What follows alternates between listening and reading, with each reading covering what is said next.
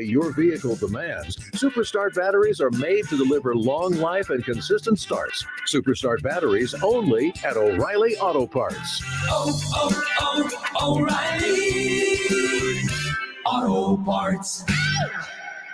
Grammy-nominated Americana trio, the Wood Brothers, and genre-busting rock band Guster will take the stage together live at Rose Music Center on June 14th, featuring a free pre-show cookout and support by David Wax Museum. Tickets starting at only $23.50 are on sale now at Ticketmaster.com and the Rose Music Center box office. Don't miss this fusion of soulful folk, American roots, and alternative rock by the Wood Brothers and Guster at Rose Music Center on June 14th.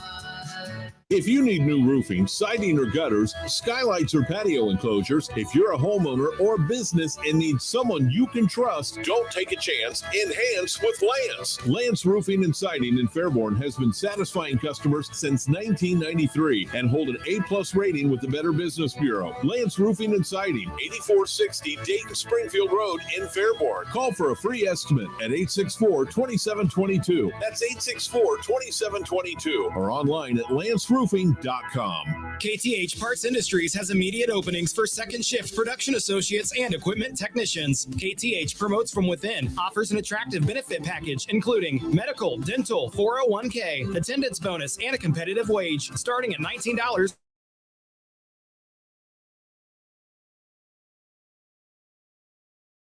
From 7:30 a.m. through 3 p.m. Please bring a resume and photo ID to apply or see other career opportunities at kth.net. KTH is an equal opportunity employer. It's the Keith Fire Show, presented by Lee's Resort.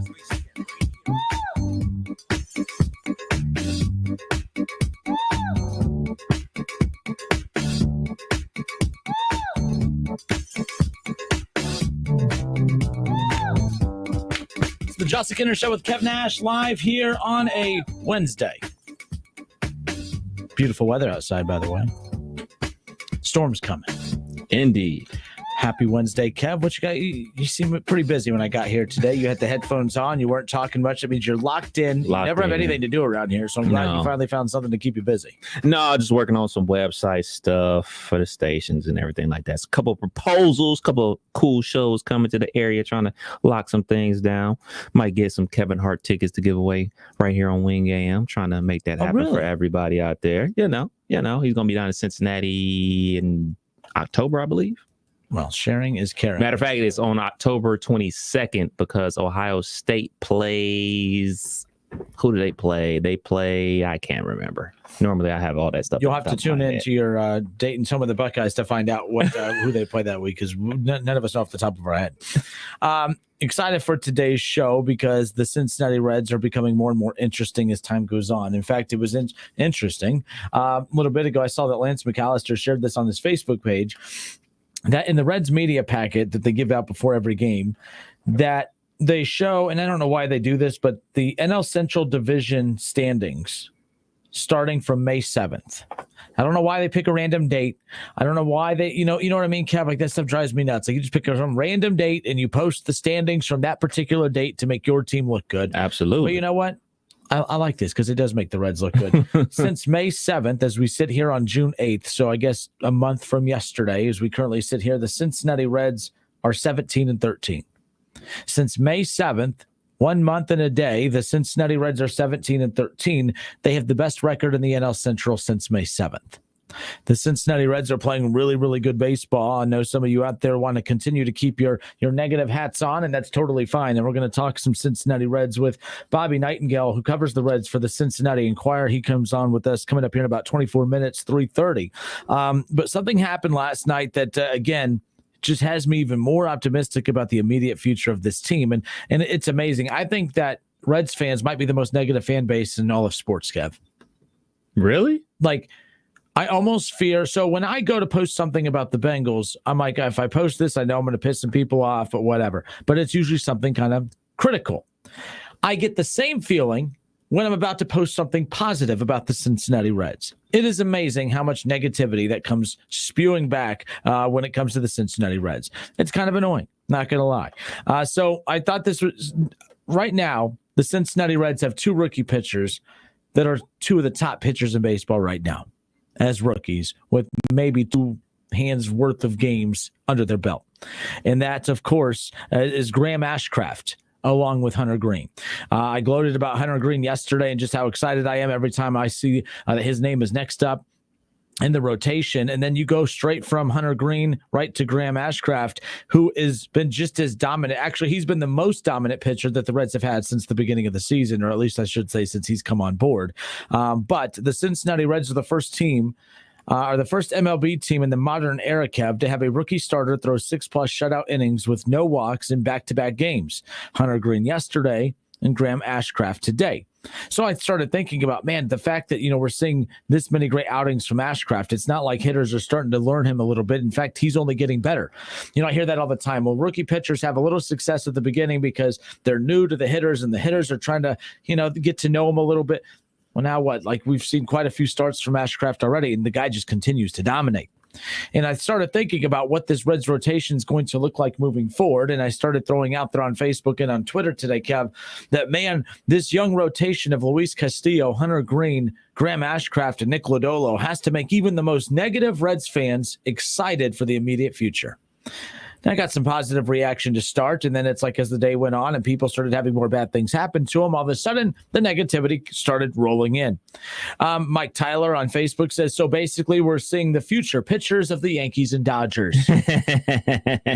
Come on now. We don't need that negativity here. Jeff Baker says, not sure about Lodolo yet, but yes, this is encouraging. Finally, something positive. So there you go. Jamie Cunningham, he came right at me quick, Kev. He goes, can't wait until they're traded for some young prospects that the Reds will develop and then trade for some prospects to develop and then trade. More of that negativity. Chip, what up, Chip? Chip on Facebook says, if they become established winners, will the Reds keep them or let them go? History does not give us much confidence. My goodness, guys, I am usually the most negative person in every room I'm in. I mean, my God, you guys are going to make me look like a motivational speaker when it comes to this Reds team right now. David Shaw, of course, he never says anything positive, but he says until they trade them away, yeah, sure, let's get excited. Yes, let's get excited. The Cincinnati Reds are playing very good baseball, and they're doing it with pretty much all rookie pitchers, and there's no reason for them to be pitching well when you have all rookie pitchers.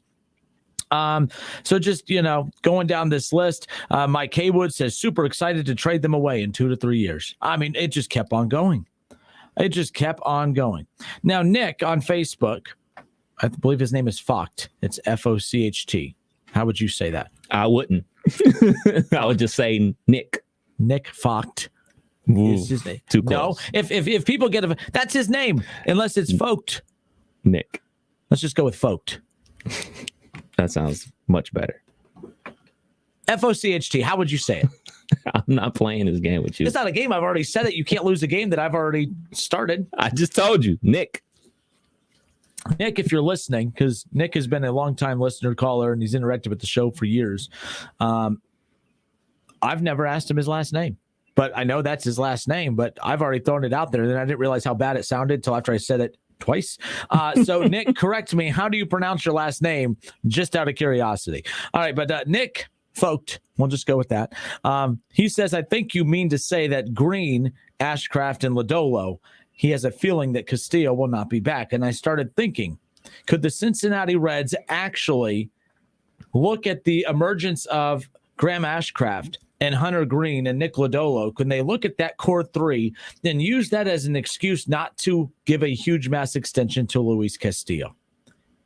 Now, I keep thinking, I'm like, that would be a huge mistake in my eyes for the Cincinnati Reds, but I also know how this team operates. I also know that they don't go all Oprah with their money and say, you get a max contract and you get a max extension and max contract. You get a max. I know that that's not the case. I think that Nick actually was not being negative. I think that he was being pretty realistic. While everyone else was being negative and saying, well, they're going to trade him away. He's using the greatness of these rookie young pitchers to justify why the Reds maybe don't give a huge chunk of money to their best pitcher right now, which is Luis Castillo. Luis Castillo is going to cost a pretty dime, a dime that a year ago I thought the Reds would be silly not to give him. But there is a little bit of understanding there if the Reds decided not to pay Luis Castillo? Do you need to give top dollar to Luis Castillo when you have all rookie pitchers that you would not have to pay for quite a few years right now? If you end up having a big three of Hunter Green, Graham Ashcraft, and Nick Lodolo, with Tyler Mahle and just some other veteran pitchers that you get to fill in the back half of that rotation, is that the direction that the Reds go? That sounds like it's a more realistic direction that the Reds go based on the history of what they've shown us with what they like or don't like to do with their money. That is something to consider. Now, again, I do think we need to kind of tread lightly here. I mean, we need to see more starts from Hunter Green. We need to see more starts from Ashcraft, and Nick Lodolo needs to get off the IL and get back, which I know he's getting close to that. He's going to start some rehab assignments coming up here in the near future. But the bottom line is I think it's a valid question. I think it's a valid question, or a valid point or observation, if you will, that because of the emergence of these star pitchers, that's actually going to push Luis Castillo out the door instead of keeping him secure here. If the Reds can go get top prospects for Luis Castillo and it not really impact their rotation a whole hell of a lot, maybe that's the smart business decision. But here's why the Reds can't do that, because fans will not look at it as a smart decision. The fans will not understand, because all the fans will see is another top player that the Reds developed being traded away. And then I have no ammunition to be able to defend myself or the Reds when I get all this negativity coming my way. Why have good players that you develop when you just trade them away? When not even 4 years ago, it was, man, the Reds can't even develop good players. Then the Reds start developing good players. Now you complain and find the next thing to go at, which is self-inflicted on the Reds' part. I get that, especially ownership trading away these guys. But I look at this, and I never thought about it, but I was real excited about the prospect or the idea of Luis Castillo being the ace with Hunter Green, with Graham Ashcraft and Nick Lodolo, the 2, 3, and 4. And then, of course, go out and get a solid number 5. Of course, the Reds would have one of the top rotations in baseball. But the Reds will never have the top rotation in baseball, because to do that, they would have to invest into it. The Reds can really start to gain trust with their fan base if they did invest heavily into Luis Castillo. If Luis Castillo was a long part of a long-term plan for the Reds in the rotation, with him being that centerpiece, with him being the ace, imagine every single night, the playoff series, that you would have to face Luis Castillo, Hunter Green, and then with the way Graham Ashcraft has pitched lately, Graham Ashcraft. I mean, that's one hell of a trio right there. And then if Nick Lodolo is your 4th best pitcher, and then of course if Tyler Mahle is your 5th best pitcher, I'd say the Reds are in pretty damn good shape. And you look at the guys that they have in their bullpen. Mike Minor's no slouch either, by the way. He's on the mound tonight for Game 3 between the Reds and the Diamondbacks. I'm Justin Kinner. He's Kev Nash. It's the Justin Kinner Show with Kev Nash, live on Facebook. Head to Facebook, search the Justin Kinner Show, jump in the conversation there. Starting to get some, David Shaw says it's not negativity, it's realism. That's literally on the handbook of all negative people. I mean, literally, I think you guys learned that in class. It's not negativity, it's being realistic. No, it's not being realistic, actually, because some of the moves were justified. We've told you, go look at Jesse Winker's numbers, by the way. The Reds don't look too dumb for trading away Jesse Winker. Jesse Winker does not look very good this year. Jesse Winker does not look very good this year. Jesse Winker, who are the other top players that the Reds developed that they moved on from? So they've signed Nick Castellanos. They decided not to give him an extension, knowing that this was going to be a rebuild year to figure out which young players they have. Who? This idea that all they do is develop players and trade them away. I know. I mean, and again, you think back to the days with Mike Leake and Johnny Cueto and all that, but they gave that roster a run. They gave that roster a run for its money. But again, they paid money. You just didn't like where the money went. The Reds, if you want to complain, they're never going to take care of every position on the field. That's just not going to happen. That's really the situation for most clubs in Major League Baseball. But the Reds are going to be fine. The Reds are doing fine. The Reds are doing a very good job right now. They're developing. They're executing right now, and they are doing so many great things, but you guys are still all up in your feelings because, the rich guy that you'll never, ever see in your life said something you didn't like. Get over it, Reds fans. Get over yourselves. I got the anger and the being upset at the beginning, but right now y'all are annoying the living hell out of me. I might consider you a worse fan base than the Bengals at this point if you can't even enjoy a team that's winning right now. I mean, geez, the Bengals fans are passionate. I never thought I'd say that, but they're passionate. They love their damn team, and they defended their damn team even when they were bad, and they also had bad owners. But you guys are just you guys are becoming obnoxious at this point. You guys are like, well, what's that whiny character on Winnie the Pooh? What was the little donkey? Which I can't say what I really want to say. Stop acting like that. A Winnie the Pooh reference. Well, I had to find a way to get a donkey into the conversation without using the other word I wanted to use. Does it begin with Jack? It's not negativity, it's realism. Give me a break. John Sladens. I'm excited about. Oh, no, John, don't be bringing that excitement around here now. We can't have any excitement around. We can't have any happiness. Heaven forbid.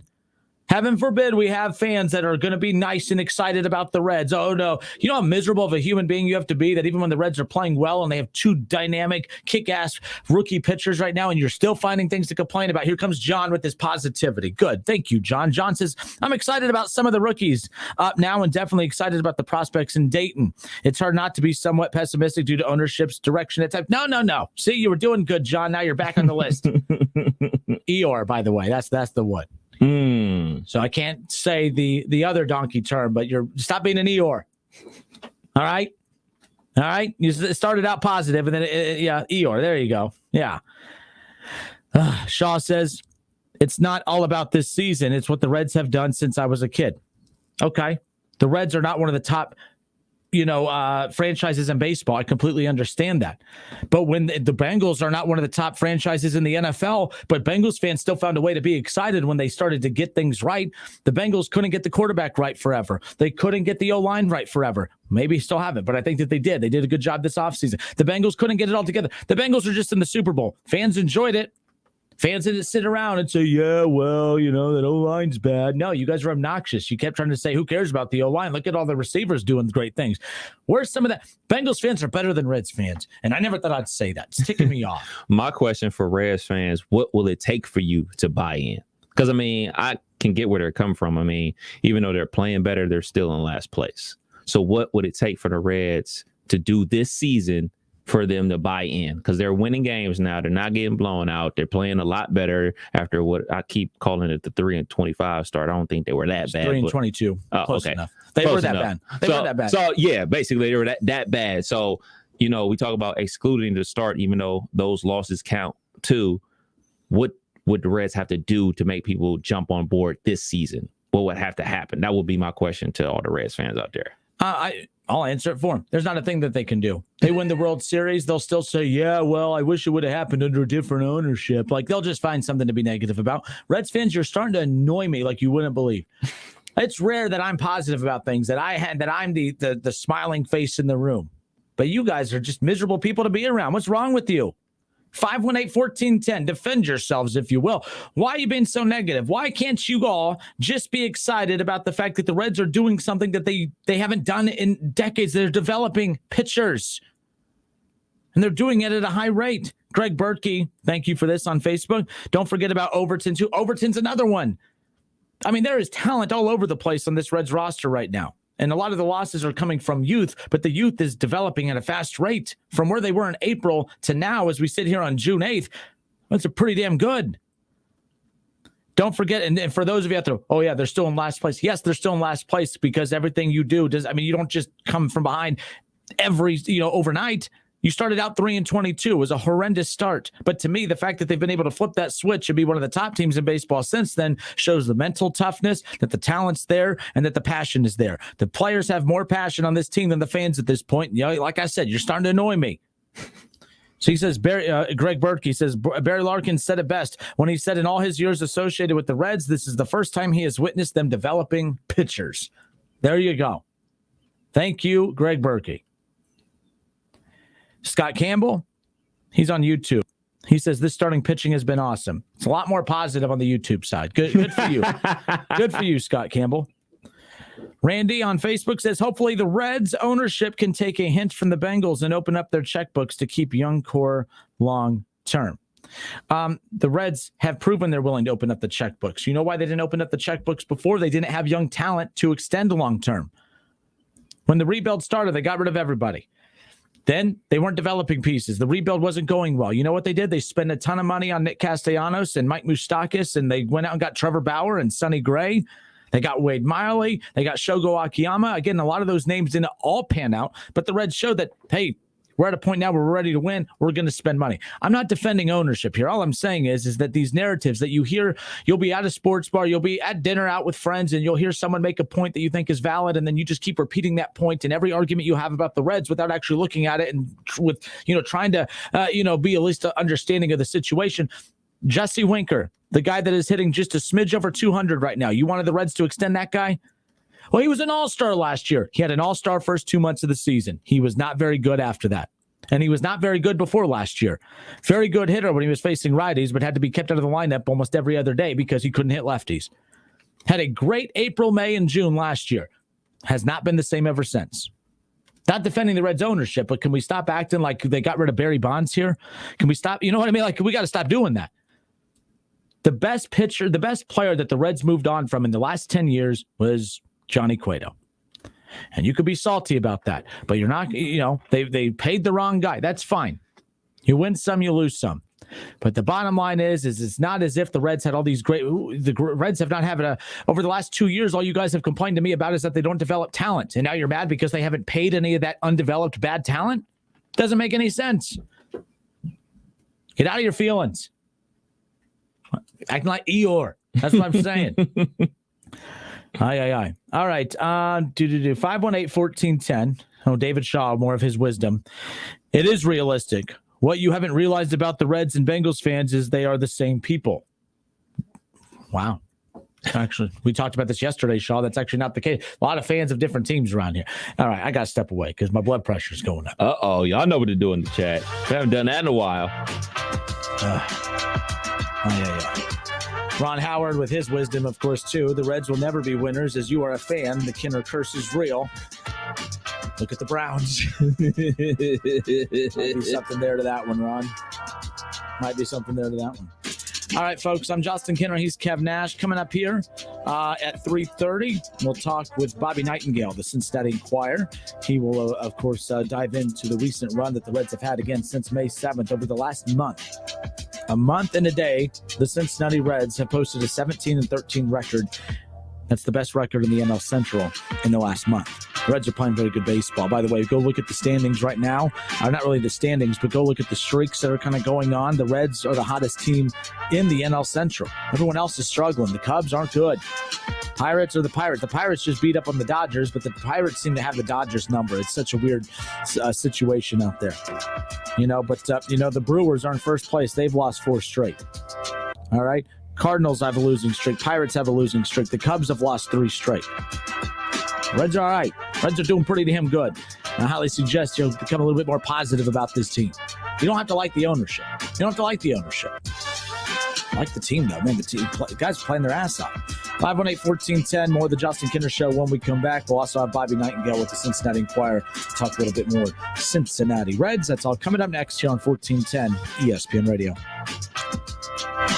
Shaw, I'll go back on vacation.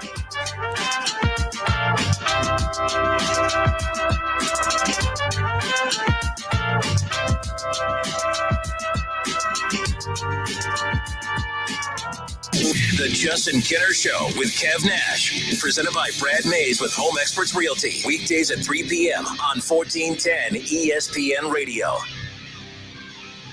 Germain Honda Beaver Creek is your local Honda dealer. If you've been waiting to buy, now is the time. Get $750 lease loyalty cash on all new Hondas and as low as 1.9% financing on the 22 Honda Pilot and 22 Honda Passport. Remember, we can get the new Honda you're looking for. We are taking deposits on current scheduled in-build Hondas every day. See me, sales manager Jason High, for all the details. Germain Honda Beaver Creek, Route 35, just east of 675 between Xenia and Beaver Creek. Germain Honda Beaver Creek, the right car, the right price, the right way. I hope to see you soon.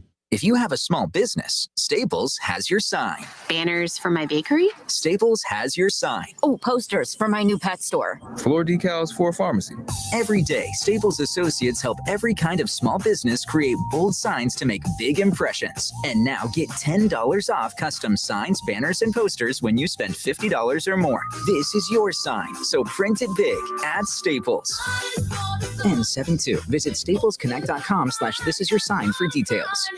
Are you starting to question your gambling or the actions of someone you love? It may be time to talk to someone who understands. Call the Problem Gambling Helpline today and talk to a trained specialist. There's no judgment and no commitment. Plus, it's completely free and confidential. We're here for you. You are not alone. And remember, we all have the power to change. With the Problem Gambling Helpline of Ohio. Make the call today. Call the Problem Gambling Helpline of Ohio at 1-800-589-9966. Do you know what people see when they Google you? Search engines don't always get it right. And when they're wrong, it's your reputation on the line. So what do you do when you don't agree with your search results? Call Reputation Defender at 800-401-6681. Reputation Defender is one of the most trusted names in online reputation repair. We have over a decade of experience in fixing people's search results, and we can help you too. Using cutting-edge approaches, Reputation Defender pushes unflattering information down to lower pages of your search results, where few people ever look. We also promote the good stuff so that it rises to the top, letting you put your best foot forward. Your good name is too valuable to leave to the whims of a Google algorithm. You owe it to yourself to take control with Reputation Defender. Visit www.reputationdefender.com or call 800-401-6681 for free advice on your situation. That's 800-401-6681. Do breakfast better. Wake up to oven-baked bacon and savory sausage in a breakfast Baconator. Start looking forward to tomorrow morning at participating U.S. Wendy's during breakfast hours only.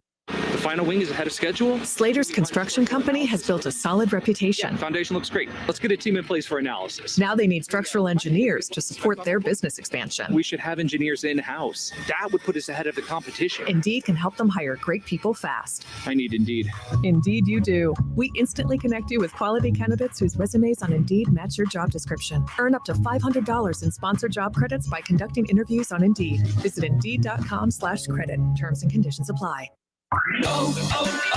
O'Reilly. Stay cool this summer with AC Pro Refrigerant and O'Reilly Auto Parts. Right now, get a $15 O'Reilly Auto Parts gift card after mail-in rebate, plus earn double O Rewards points with the purchase of select AC Pro Refrigerant products. Beat the heat before you hit the road with AC Pro Refrigerant at your local O'Reilly Auto Parts store. O'Reilly Auto Parts. It's time to celebrate. On Sunday, June 12th, don't miss the Jewish Cultural Festival, a joyous day of food, drinks, artisan vendors, and fun for all ages at Temple Israel on Riverside Drive. Enjoy traditional food and desserts, nonstop entertainment, kid-friendly activities, and lively all-faith interactive sessions celebrating Jewish culture and traditions. Join the celebration at the Jewish Cultural Festival on Sunday, June 12th. For more information, visit tidayton.org. Are you ready to taste the chicken sandwich perfected? Then Lee's Famous Recipe Chicken has just what you're looking for with the chicken sandwich combo for only $6.99. Forget the rest and try the best. This is a premium all-white meat chicken breast that's honey dipped and hand-breaded just right. Served with creamy chipotle ranch all on a brioche bun, no other chicken sandwich can compare. Taste perfection with the chicken sandwich combo for only $6.99. Only at Lee's. Famous for chicken. Folks, if you need to build a fence, we've got 16-foot Kentucky fence boards and 7-foot faced fence posts. This is great stuff to build a pasture fence. Come out to Homestead Feed and Supply, 1833 North Dayton Lakeview Road. Tell them the Colonel sent you. Let's face it, you all have outdoor home projects to do. Mad River Mulch and Topsoil is here to help as the area's leading provider of processed topsoil, garden mix, animal bedding, and mulch. We cater to the professional landscaper, contractor, and the DIY homeowner. That's you. Buy in bulk, mulch, rock, topsoil, and sand. No matter the size of the project, we can help, and we deliver, often the same day. We also carry firewood, bedding, and fuel pellets. Mad River Mulch and Topsoil, just off I-70 and Route 4 in Springfield. Order online at madrivermulch.com. Hey, here to tell you about my friends at Cordell Transportation. They're now hiring Class A CDL drivers and offering a $5,000 sign-on bonus. That's right, a $5,000 sign-on bonus. Home daily, dedicated lanes, and no-touch freight. Brand new equipment as well. Medical, dental, vision, and company-paid life insurance. Call Cody right now. Apply online at CordellTransportation.com. Cordell Transportation, driven to succeed. Hey, it's Keith Byers. We're in the most active season of the year right now, but if you have joint pain, you can't live like you want to. Hip, knee, back, and shoulder pain, it sucks the fun out of living. But I've got fantastic news. QC Kinetics is helping Dayton area people get the fun back with advanced regenerative treatments from local medical professionals. Regenerative medicine is the hottest thing going. It's basically taking growth factors with healing properties from your own body, highly concentrated, then putting them into your aching joints. QC Kinetics is a nation leader in these cutting-edge, all-natural options, and the patient satisfaction reports are incredible. They have over 100 clinics nationwide, including right here. Yes, you can get real relief from pain with no surgery, no drugs, no downtime. Stop putting it off. Call QC Kinetics now to learn more about regenerative medicine and get a totally free in-office consultation. Call 937-936-0325. That's 937-936-0325. Menards has everything you need for the perfect outdoor living space. Create a cozy vibe with incandescent string lights. 24-foot 12-socket string lights are perfect for both indoor and outdoor use and are easy to set up. Connect up to 6 sets together for more coverage. A set is just $12.99 each after 11% off. Now at Menards. Good through June 12th. Savings are mail-in rebate. Some exclusions apply. See store for details. Save big money at Menards. Hello, it's John Kozik, founder and president of TurboTrack Realty, and I buy real estate as is, fast for cash. Give us a call today for an all-cash offer at 614-470-2000, 614-470-2000. I buy inherited properties, vacant homes, rentals, commercial properties, and apartment buildings. Give us a call today and speak with one of our friendly staff members at 614-470-2000, 614-470-2000. Thanks, everyone, for baking your way here on this toasty morning. Are you all ready to jam? Excellent. Before we get rolling, let's start by hashing out everything bagel will be discussing. Profit margins are okay, but they could maybe be butter. Sorry, I don't mean to waffle. Next quarter, it's all or muffin. Did you have a question, Sausage Patty? My name's Patricia. When you can't take your mind off breakfast, it matters where you stay. Delicious breakfast available at our Hilton family of brands. Hilton, for the stay. Creative Foam is now hiring for production positions in Dayton, Ohio. They offer a competitive starting wage and great benefits. Visit creativefoam.com to apply and start your new career today. He's a former Buckeyes great and now a college football Hall of Famer. And don't forget about his 13 years of NFL experience playing for the Eagles, Dolphins, Jets, and the New England Patriots. He's Dayton's own Keith Byers. Hang out with him every Monday at noon on The Keith Byers Show, presented by Lee's Famous Recipe Chicken. Well, Jason, I've got to tell you, you're pretty much everything this company is looking for in an entry-level candidate. Great. Your resume isn't quite what we're used to, but you've got a fantastic work ethic. Thank you. And I'm impressed by how you carry yourself. So, should we talk about the job? What? The job? Oh, sorry. Yeah, I have no way of recruiting or even meeting you. This interview didn't happen. It may sound ridiculous, and that's because it kind of is. There's a huge pool of talent your company is missing out on. Meet the grads of life. Who are they? Talent worth knowing about. Young adults of unique determination and experience. An ideal fit for your company in an entry-level position, internship, or even mentorship. They might not have every qualification you typically look for, but they're exactly who your company needs. Man, we really could have used him. Don't miss out on a resource many innovative companies have already discovered. Go to gradsoflife.org to learn how to find, cultivate, and train this great pool of untapped talent. Brought to you by the Ad Council and gradsoflife.org. There's just one place where students are students first, and athletics are played with purpose and perspective. That place is your local high school. High school sports offer more than the joy of competition. Studies show that student athletes in Ohio are also likely to enjoy greater levels of achievement in other areas of their lives, including academics. High school sports, a winning part of a complete education. This message presented by the Ohio High School Athletic Association and the Ohio Interscholastic Athletic Administrators Association.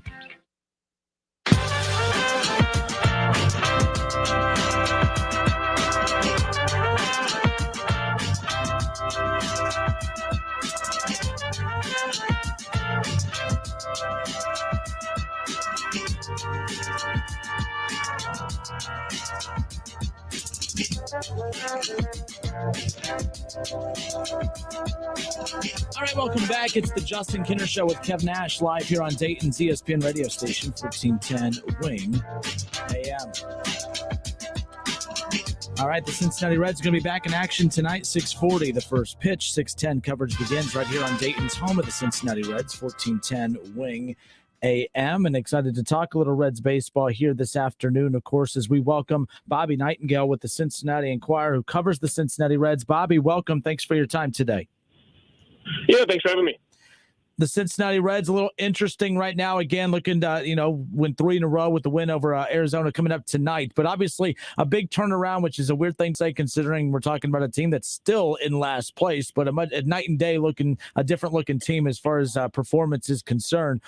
A month ago, they went on this stretch. Now they're 17-13 since May 7th. Bobby, what is the biggest difference between the Reds from May until now and the Reds in April up until that point around May 7th? What can you put your finger on as far as the biggest thing that led to that turnaround? Yeah, I think part of it is, one, the schedule. It got a little bit easier for them. You saw right when they started winning, they had 7 games against the Pirates that week. I don't think that was a coincidence after starting the season in Atlanta. Then you went to LA and San Diego on the first long road trip over the West Coast. Got swept in Colorado and Milwaukee, places that usually they haven't had a lot of success traditionally. So I think that played a part in it. And also they just got healthier. I mean, you look at like Tyler Stevenson missed a good chunk of April with a concussion. When he came back, I mean, I think it's hard to understate the impact he can have in a lineup. Joey Votto came back and hit a lot better than he did in April. So I think part of it just he started getting a little bit healthier. Luis Castillo's back in the rotation. And also the schedule got a little bit easier, and they kind of took advantage of that. Over the last 2 nights, we've seen 2 rookie pitchers for the Reds that have not just pitched well for rookies, but pitched well for some of the top pitchers in baseball. I mean, what the Reds have been able to get out of some of their younger pitchers this season has been pretty impressive, considering that should have been one of their weaknesses, considering how young that rotation is. Hunter Green had expectations to be this good, but you look at Graham Ashcraft, who has come in and looked dominant here in the early goings. What's your biggest takeaway from the rookie production that the Reds have been able to get out of the rotation? Yeah, I think you hit the nail on the head there. I mean, Hunter Green had all the potential in the world, a number 2 pick in his draft class. I think everyone came into the year expecting there would be starts of brilliance from him, and he's certainly done that. The fact he's having success blowing his fastball by guys when it's not over 100 miles an hour, I think is a great sign. I think it's a sign of him understanding, hey, I don't have to throw as hard as possible. I don't have to rear back and do everything on every pitch. Him at 75% is good enough to dominate in this league, which is a great sign for the Reds. But my biggest takeaway is just Graham Ashcraft. I mean, he came onto the scene last year. He dominated in Dayton, dominated in Chattanooga, but he hadn't pitched above AA. Figured he had some things to work on. Didn't have the greatest of starts in AAA. I mean, he pitched well, but gave up a ton of unearned runs, had a lot of walks.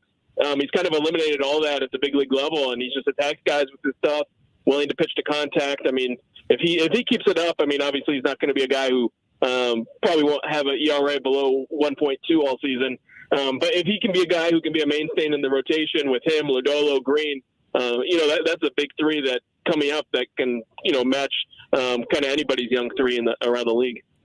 I tweeted out earlier today that, even the most negative Reds fans even have to feel good about a future that, is going to have a rotation of Luis Castillo, Hunter Green, Graham Ashcraft, and Nick Lodolo. And obviously, whether it's Tyler Mahle or whoever, but, there's a lot to feel good about as far as the development of these young pitchers. But someone responded with, does the development of this many young great pitchers, does that hurt or help the chances that the Reds get an extension done with Luis Castillo? How would you answer that question? Yeah, I don't think it has an impact. I mean, he's going to be the best starting pitcher who's available on the trade market this summer. So I think the Reds look at it as, hey, if someone wants to part with a bunch of top prospects, guys who are rated top 100 in the sport, and do enough to make the Reds say, okay, we're comfortable trading him. That's a plus, I think, for the long-term part of the organization. Because you look at the team, I mean, they're still a last-place team. This team is not going to be a playoff team in 2022, uphill climb to get there next year. So, I mean, I think you look at it still like, hey, if we can get a lot back for Castillo, I could see that. But I think that's kind of different than just the young pitchers that have been developing so far. It's a great sign that Hunter Green, Nick Lodolo, Graham Ashcraft have looked great at times, but I also think Luis Castillo is kind of in a separate case just because teams will look at him as the number one starter on the trade market. We have Bobby Nightengale with us here with the Cincinnati Enquirer. Again, covers your Cincinnati Reds, hanging out with us here this afternoon on the Justin Kinder Show with Kev Nash. You talked about one of the biggest, factors that led to the turnaround from April, to May to now, of course, with the Reds playing much better baseball than the start of the season. A lot of that had to do with them getting healthier.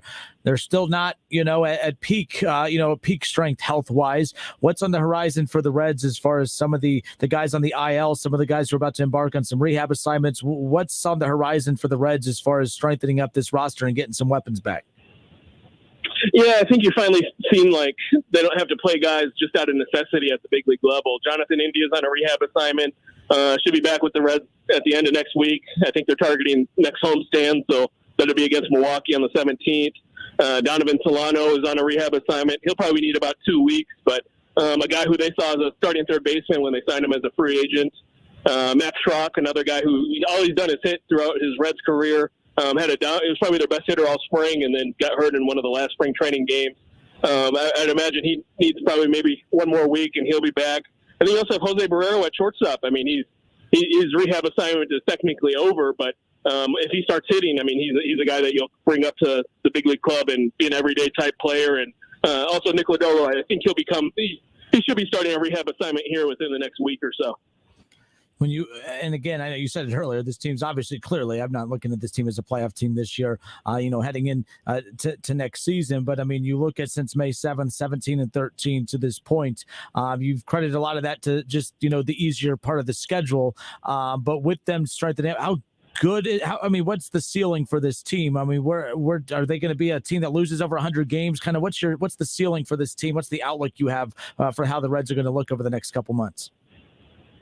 Yeah, I mean, it's a great sign the way they're playing right now. I mean, you look at, like you said, 17-13 record. I mean, if they play above 500 all the way to the All-Star break, and then the trade deadline is going to present its own challenges because, the front office is obviously going to be presented with a lot of opportunities to trade guys on the last years of their contract, and also Luis Castillo and Tyler Mahle.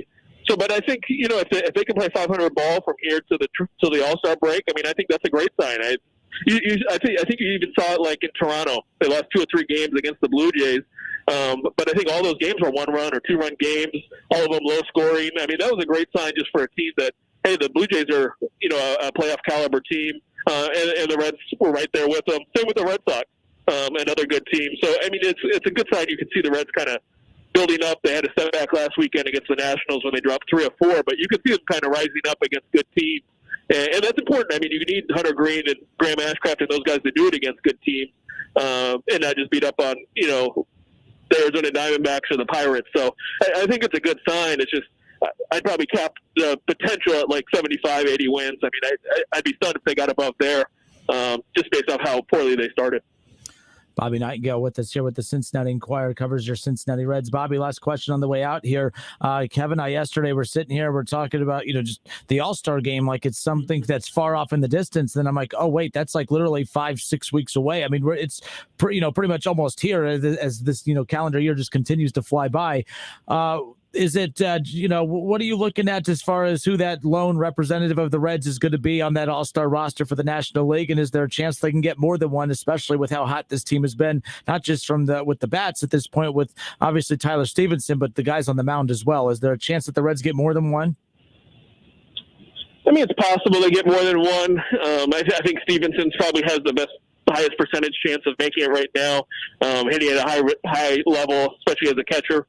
But you look at some of the positions where the other guys are, like Tommy Pham in left field. He's competing with a lot of guys who are hitting really well in left field. Joey Votto had the poor start, and that's hard to come back from to make the All-Star team with a lot of quality first basemen in the National League, especially like you look at Paul Goldschmidt with the Cardinals, who's probably the top MVP candidate right now.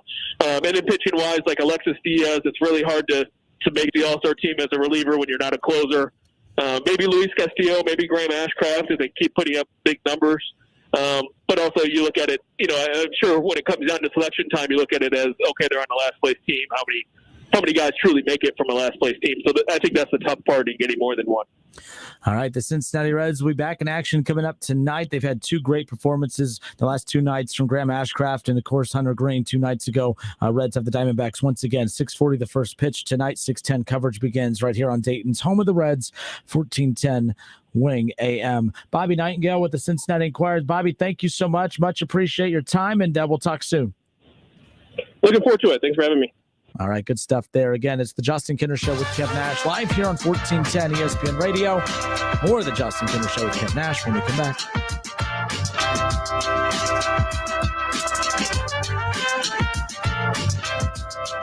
Listen, stream, watch. It's the Justin Kinner Show with Kev Nash, right here on Dayton's ESPN Radio, 1410 Wing AM.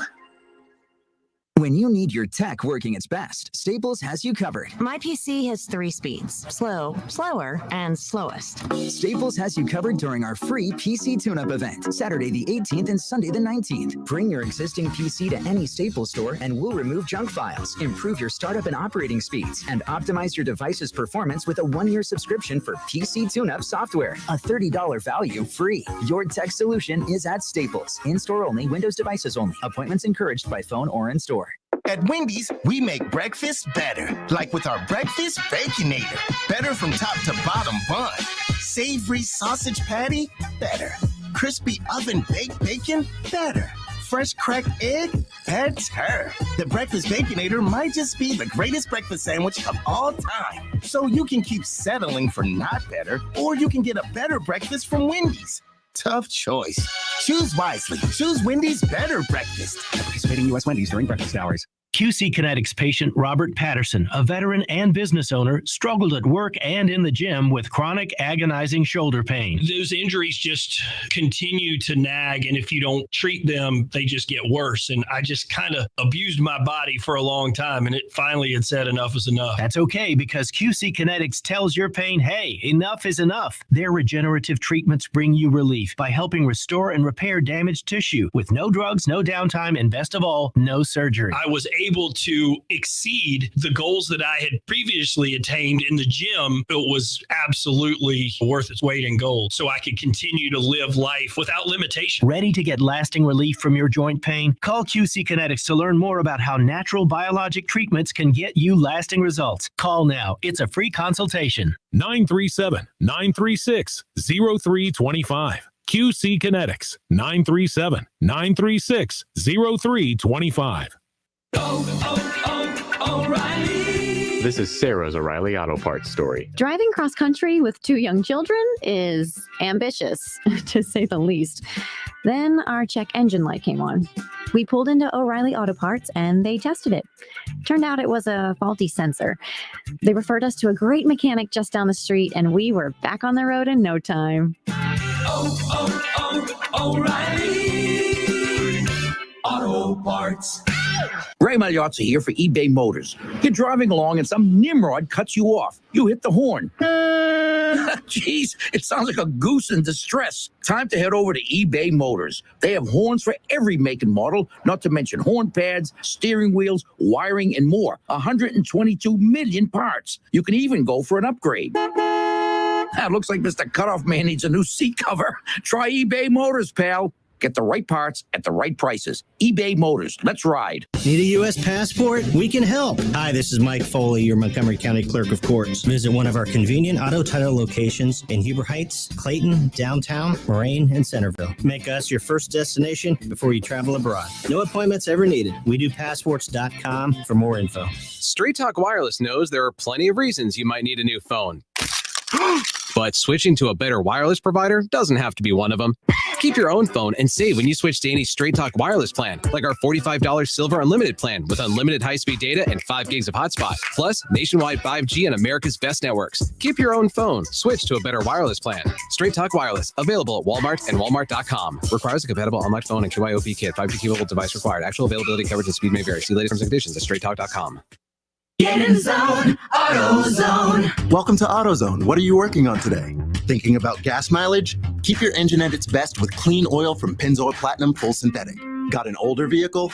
Use Pennzoil Platinum Full Synthetic High Mileage. Right now, you can get 5 quarts of either with an STP Extended Life Oil Filter for $36.99. Get what you need for better fuel efficiency at any of our 6,000 stores or on AutoZone.com. Get in the zone, AutoZone. Loyalty restrictions apply. Cutting the price of your wireless bill feels good, really good. Actually, it feels great. You should try it out. So cut your bill by switching to Straight Talk Wireless, now offering our $45 Silver Unlimited plan with 5 gigabytes of hotspot and nationwide 5G on America's largest, most dependable networks. The $45 Silver Unlimited plan from Straight Talk. Straight Talk Wireless. No contract, no compromise. A month equals 30 days. See terms and conditions at straighttalk.com. 5G capable device required. Actual availability, coverage, and speed may vary. Listen to this station anytime, anywhere on Odyssey. Odyssey is your new audio home for all the music, news, sports, and podcasts that matter to you. Odyssey. That's AUDACY. Breaking a sweat over summer staffing needs? Indeed's powerful hiring platform helps you easily attract, interview, and hire candidates all from one place. Visit Indeed.com/credit. Hey everybody, it's Stephen A. Smith, and everyone knows my feelings on Cowboys fans. But really, Justin Kenner, you're a Cowboys fan and a Browns fan? Good Lord have mercy. I don't know what the hell to do with y'all. I really don't. It's the Justin Kenner Show with Kev Nash. Weekdays from 3 to 6 p.m. on 1410 ESPN Radio.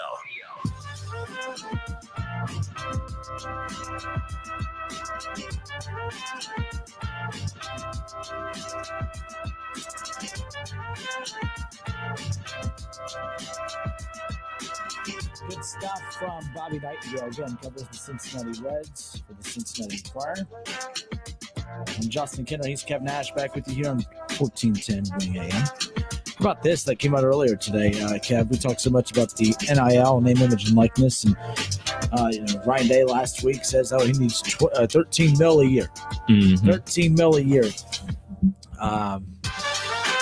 Sorry, just spaced there. $13 million a year to keep a team intact, to keep his current roster intact. Well, I thought this was pretty interesting. CJ Stroud just got a brand new Bentley. Hey. Valued at a mortgage rate of $150,000 as part of an NIL deal. Good for him. I'm not hating at all. A Bentley. Mm-hmm. Pulling up to the whack in a Bentley. I was going to ask, what do you do? What do you...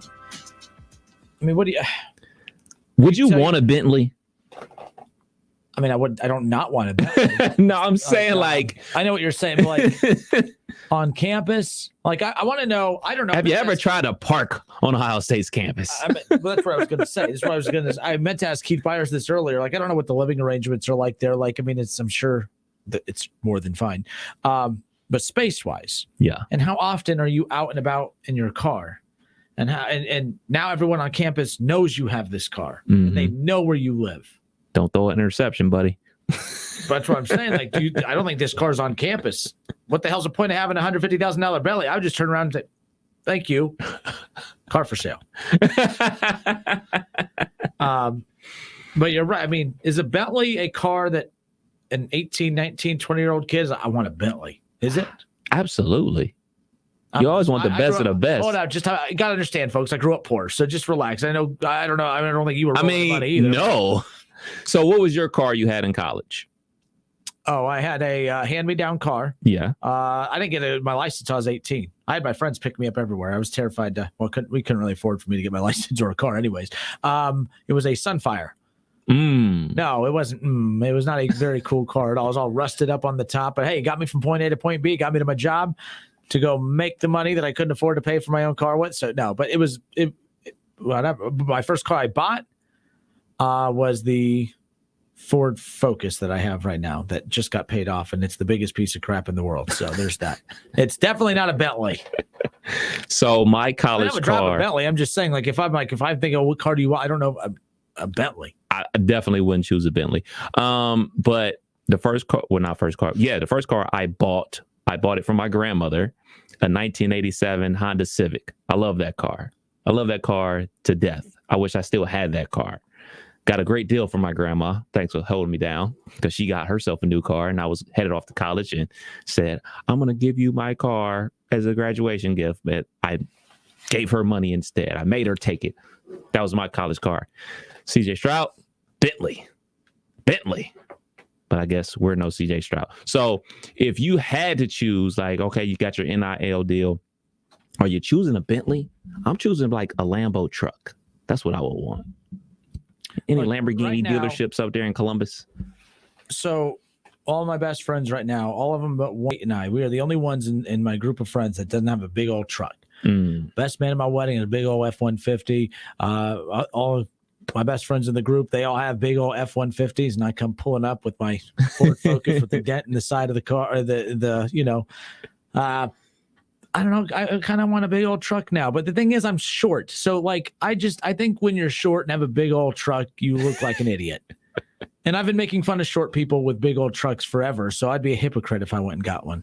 Don't they got a smaller version of an F-150? Yeah, but that's embarrassing because it's like, oh, it's a Kinder size truck. Like, so when we all get together and everyone pulls up in their big ass truck, and then here comes this little Matchbox truck. Just yeah. All right, change the question. Try to get a big ass truck. We'll change the question. What is your dream car then? I don't know. I don't really have one. I don't get. You're not a car dude. No, not a car dude. I'm not the biggest car dude in the world, but if I could, I don't know why. I've never really got it. I mean, as long as it looks good and runs well, I mean, which I've struck out on all those. If I could go to the dealership and just pick out any car I want, I will probably grab the Tesla Plaid. You know what? That's not true. So my wife, look at you. I called her my girlfriend the other day, but my wife, her boss, Mr. Garassi, hope you're doing well. He has a Tesla. Yeah. And she's all like, she's all like gung ho about this Tesla. Yeah. Do it, Kenner. We're going to go look at a Tesla. But then I'm like, it's fit for me. I feel like if I get this Tesla, she's not going to let me drive. This is going to be her car. Got some kidneys for sale. And I'm going to have her. Now they're the same price as the F-150s. See, the Tesla I want is the top of the line Tesla, the Tesla Plaid. It's the SUV one that has all the bells and whistles. Shouts out to Jermaine Honda of Beaver Creek. They had one out there. They let me mess around in it for a little while a couple weeks ago. I love that car. I want that car. I need that car. That car is about 180,000. Think we can afford that working here? Yeah. Just ask for about 5 years of an advance and see what happens. But yeah, no. So I'm just saying, but a Tesla wouldn't be bad. Yeah, especially with today's gas prices. Especially with today. I mean, that's what all this is about, right? Like, just make it, stop being fuel dependent. Is that what's coming down here? Like, I have no clue, but I'll get a Tesla. I can't afford. So if I don't get a Tesla, I can't afford to drive whatever car that's not a Tesla. And then if I can't afford to actually buy the Tesla, but then after that, but then like, how long does the charge on a Tesla last? Is it like? Depends. Some of them charge up for 500 miles. Some of them only charge up for 350 miles. Sure. And of course, the more expensive it is, the longer the charge. So how long does it take to charge a Tesla? That's the 20 to 40 hours is what I'm seeing. What? Oh, look at that. Look at that. They got a 2020 Tesla Model 3. It's only $47,000. Can you lease a Tesla? I'm sure you can. I'm about the leasing life. I'm sure you can. My father-in-law gets on this all the time. He doesn't want us leasing, renting, anything. Like, buy everything. Own something. You got to own something. We have an aunt that lives in Los Angeles. She leases everything because it's Los Angeles, right? And it drives him crazy. And I'm like, I don't mind. I mean, she has nice everything. She just. I wouldn't mind leasing a car. You always keep something new. Don't get worn down. You trade it in. You always got something new. I mean, you bought the house, so now you got equity building up. So I'm gonna trade it in for Tesla. You'll be living out of the Tesla. He's spending 20 hours a day charging the damn thing. We need to get some charging plates here at the station. We don't even have vehicles that work at the station. What makes you think we're going to get charged? But you're right. And then charge people to come use them. There you go. We can make our money back. Is that what kind of money is that called? Anyways, is today Friday? It feels like this is a Friday show. What was anybody out there got a Tesla? Let us know how you like it. Yeah, I mean, I'm telling you, the Tesla's pretty damn cool. But anyways, I don't know. Look, I'm getting emails coming in too, by the way, which made me think of what we said we were going to talk about last Friday. Do you open all of your emails? Do you delete all of your emails after you get them? Like, what is your inbox total right now? Let's take a little gander. Because I guarantee you it's not more than mine. Like, I don't delete anything. My last boss was ready to fire me when he saw how many. I missed an email one time, and he about killed me. And then when he said to pull up my email, And I did. And he saw how many unread I had in my inbox. He about strangled me. I had in my personal email, I officially have 0 unread emails. I read all my emails, and if I don't need it, I delete it. In my work email, I've read all of my emails. So none. All right, none. You ready? Yeah. In my inbox. Personal or work? Work. Oh boy. The place that pays you. Pays for your Tesla. But the problem is, when I first started, I was an idiot and I kept putting my work email and all these dumb little whatevers. But 54,000. What? Oh, just got another email. 54,001 from Reds.com. There we go. 54,000 unread emails.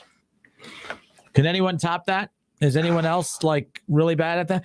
I mean, it's bad. Like I never delete anything. Like I get emails from Macy's. I don't even shop at Macy's. Well, you add a button at the very top. You can just hit unsubscribe, and then they'll go away. That's what people are doing to this show right now if we don't start talking some sports. All right, folks. It's the Justin Kinner Show with Kev Nash right here on Dayton's ESPN radio station, 1410 Wing AM. Coming up on the other side, Kev Nash brings us a little over-under. NBA Finals, Game 3 coming up tonight. Series tied at a game apiece. The game now shifts back to Boston. And I heard a stat today that 82% of teams who win Game 3 go on to win the NBA championship. So I would say that's a pretty damn big deal that you want to take Game 3. I like the format, by the way. I hated with the NBA Finals. I thought it eliminated home court advantage when you gave a team 3 straight home games in a series, especially because usually you don't take common that you split the first 2 games. So then like home court advantage is significant home court advantage to the team that didn't have home court advantage coming in. So it's back to the 2-2-1-1-1. The format. So the next 2 are in Boston, then back to Golden State for 1, back to Boston for 1, and then close out at Golden State for 1 if it goes to a Game 7. But do you like that? Did you like that format? Which format did you like? I like the way it is now, 2-2-1-1-1-1. Why did they go to travel? I mean, I don't know why they did it, because I remember a big story about it because they were breaking it down. Like it became a real big thing when the Lakers lost to the Pistons.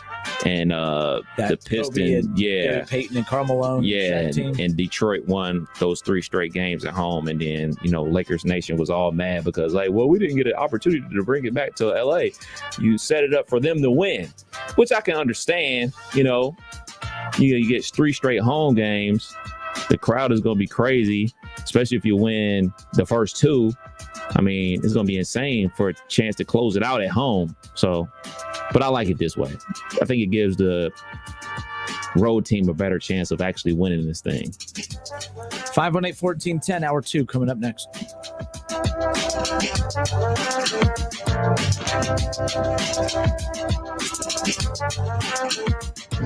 WYNG 1410 Dayton, Dayton's ESPN Radio.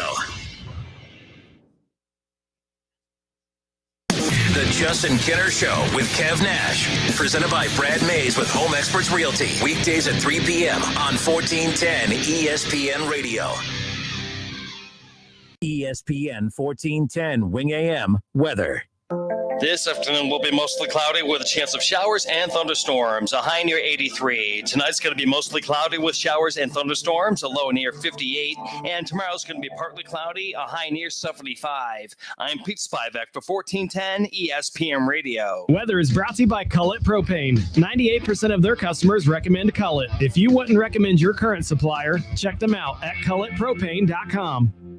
Hi, I'm Sales Manager Jason High at Germain Honda Beaver Creek, proud recipient of the prestigious President's Award. We are your local Honda dealer, and we invite you to see our newly renovated state-of-the-art facility. You'll be amazed at our selection, and remember, all new Hondas come with a lifetime powertrain warranty. Visit us at Route 35, just east of 675, conveniently located near Wright-Patterson Air Force Base. Germain Honda Beaver Creek, the right car, the right price, the right way. I'll see you soon. Cordell Transportation is now hiring Class A CDL drivers with a $5,000 sign-on bonus. Home daily dedicated lanes, no-touch freights, new equipment. Call Cody. Apply online at CordellTransportation.com. Cordell Transportation, driven to succeed. Let's face it, you all have outdoor home projects to do. Mad River Mulch and Topsoil is here to help as the area's leading provider of processed topsoil, garden mix, animal bedding, and mulch. We cater to the professional landscaper, contractor, and the DIY homeowner. That's you. Buy in bulk, mulch, rock, topsoil, and sand. No matter the size of the project, we can help, and we deliver, often the same day. We also carry firewood, bedding, and fuel pellets. Mad River Mulch and Topsoil, just off I-70 and Route 4 in Springfield. Order online at madrivermulch.com. When you need your tech working its best, Staples has you covered. My PC has 3 speeds: slow, slower, and slowest. Staples has you covered during our free PC tune-up event, Saturday the 18th and Sunday the 19th. Bring your existing PC to any Staples store and we'll remove junk files, improve your startup and operating speeds, and optimize your device's performance with a 1-year subscription for PC tune-up software. A $30 value free. Your tech solution is at Staples. In-store only, Windows devices only. Appointments encouraged by phone or in-store. The final wing is ahead of schedule. Slater's Construction Company has built a solid reputation. Yeah, foundation looks great. Let's get a team in place for analysis. Now they need structural engineers to support their business expansion. We should have engineers in-house. That would put us ahead of the competition. Indeed can help them hire great people fast. I need Indeed. Indeed you do. We instantly connect you with quality candidates whose resumes on Indeed match your job description. Earn up to $500 in sponsored job credits by conducting interviews on Indeed. Visit Indeed.com/credit. Terms and conditions apply. New message. Hey, man, it's Devin. You know, from that time you accidentally emailed me because you thought I was a different Devin. Oh, and your email signature said confidential. If you receive this in error, please delete. That's so you. Anyway, I heard you bought a boat. When are we setting sail, Captain? When you get a boat, you also get new friends. Make sure Progressive's one of them and get coverage today for as little as $100 a year. Oh, and no, you did not receive this message in error. Progressive Casualty Insurance Company and affiliates. Annual premium for basic liability policy not available in all states. Thanks, everyone, for baking your way here on this toasty morning. Are you all ready to jam? Excellent. Before we get rolling, let's start by hashing out everything bagel we'll be discussing. Profit margins are okay, but they could maybe be butter. Sorry, I don't mean to waffle. Next quarter, it's all or muffin. Did you have a question, Sausage Patty? My name's Patricia. When you can't take your mind off breakfast, it matters where you stay. Delicious breakfast available at our Hilton family of brands. Hilton, for the stay. Yeah, I'm so stressed. Our business is growing. We've got people all over now. Ooma. What is that? Meditation? I'm recommending Ooma and their all-in-one phone, video, and collaboration solution. Ooma? Yep. Switching to Ooma is a cinch. Just $24.95 per month per user, plus taxes and fees. Ooma. Now you're feeling it. Visit Ooma.com. That's OOMA.com to learn more. Ooma. Smart communications for the smarter business. Saving money feels pretty good. Allstate. Better protection costs a whole lot less. Visit allstate.com or call an agent for a quote today. Progressive presents today's to-do list for your cat. Take a nap, meow till I get food, walk away from food, move to couch, see human, give cold shoulder. Take a nap, meow till I get Your food. pet has a very busy schedule, so it's up to you to make sure they're protected. That's why Progressive Car Insurance covers your pets for up to $1,000 if they're ever in a car accident with you. Move to couch, aggressively clean myself. Take a nap, meow till I get food. Get coverage for your pets with anti-auto policy from Progressive. Progressive Casualty Insurance Company and affiliates. Coverage for cats and dogs included with the purchase of collision coverage and subject to policy terms. I always wanted to learn Spanish, but I never thought I'd have the time. Then I discovered Babbel. Babbel's lessons are fun. They only take like 10 or 15 minutes, and in 3 weeks, presto, you're speaking another language, like magic. I love that Babbel's lessons aren't just robots talking. They're voiced by native speakers, so you get the pronunciation just right. If you want to learn a language, there's no faster, easier, better way than Babbel. Babbel. Babbel. Go to Babbel.com to try for free. That's BABBEL.com. Babbel.com. Do you struggle with occasional nerve aches, weakness, or discomfort in your hands or feet? Try Nervive Nerve Relief from the world's #1 selling nerve care company.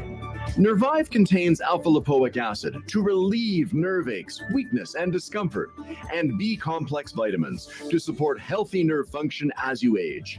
Live your life with less nerve discomfort with Nervive Nerve Relief. Learn more at nervivehealth.com. Yeah, I'm so stressed. Our business is growing. We've got people all over now. Uma. What is that? Meditation? I'm recommending Uma and their all-in-one phone, video, and collaboration solution. Uma? Yep. Switching to Uma is a cinch. Just $24.95 per month per user, plus taxes and fees. Uma. Now you're feeling it. Visit Uma.com. That's OOMA.com to learn more. Uma, smart communications for the smarter business. Everyone loves shopping online. Well, I'm going to tell you what I tell my golf buddies when they buy clubs. Stop searching for coupon codes. Download Capital One Shopping to your computer. Capital One Shopping instantly searches for available coupon codes and automatically applies them at checkout. Plus, it's free, and you don't even need a Capital One card to use it. That's like hitting a hole in one without even trying. Capital One Shopping. It's kind of genius. What's in your wallet? Savings and available coupons vary. Do you struggle with occasional nerve aches, weakness, or discomfort in your hands or feet? Try Nervive Nerve Relief from the world's #1 selling nerve care company.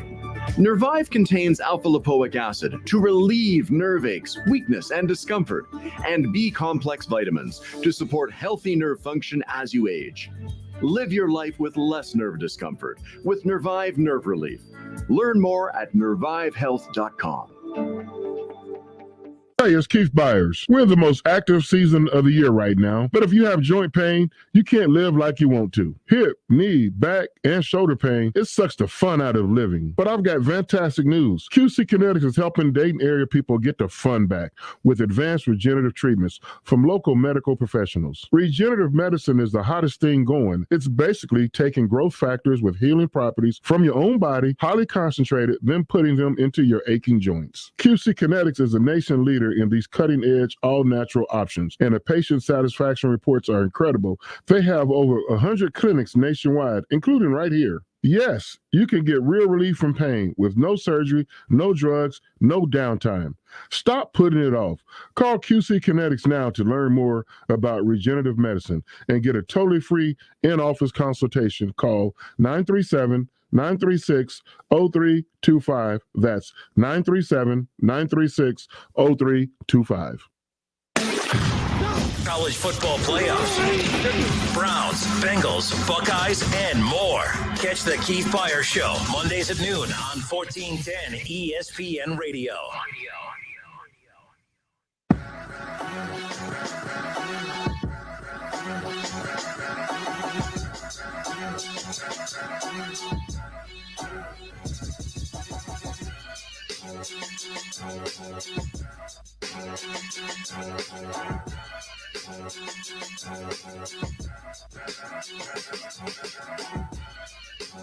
Just found out today, Kev, that the TBT on WING is coming back for the third year. Let's get it. Pretty excited again. The Dayton Flyers alumni team, the Red Scare, they'll be back in action this coming up. In fact, the Red Scare, sponsored by Timothy's Bar and Grill, which Timothy's Bar and Grill on Brown Street, of course, will also be the sponsor of the TBT on WING this coming up summer. Found out yesterday, though, on the Ohio State side, or 2 days ago, we found out that Carmen's crew will not be participating this upcoming season. Right. Kraft has kind of moved on to, finish his doctorate, of course. He can be Dr. Kraft here in the near future. And then John Diebler, of course, he is a part of Thad Matta's coaching staff at Butler. Him and Greg Oden, by the way. So there's that. End of an era. Not the replenished Carmen's crew, man. Yeah, I mean, and it was weird, too, how many former Buckeyes were on other teams, too. Yeah. C.J. Walker played for UD's team last year. Yeah. And that would have been a perfect replacement for Aaron Kraft. C.J. Walker played great. I mean, I loved him as a Buckeye. He did really well for Red Scare last year. But another year of the TBT on WING, and that's coming up next month already, which is really exciting. In fact, it's, a little about a month and a half from now, because the date in the quarterfinals and the semifinals and the championship will be from July 29th through August 2nd. So that's right here in Dayton. 29th. Okay. July 29th through August 2nd. Got it. So the TBT on WING, in fact, we'll be in the coming weeks. We'll have information about autograph signings for the players, all that fun stuff. So pretty cool about that. I met with the guys at Tim's today. always cool going in there too. It's weird being in there when there's no one in there. It's so dark in there, but there's no one in there, but just kind of meeting with the guys. It's really cool. Shout out to Marty and them. So, all right, let's get into it. NBA Finals Game 3 coming up here later on tonight, of course. Boston Celtics, Golden State Warriors. Split one game apiece. The Celtics back at home, or they shouldn't back at home, but at home for the first time in this finals. And they do have home court advantage on top of that. So with that being said, it's now time for Kev Nash bringing us over under. Kev Nash brings you over under.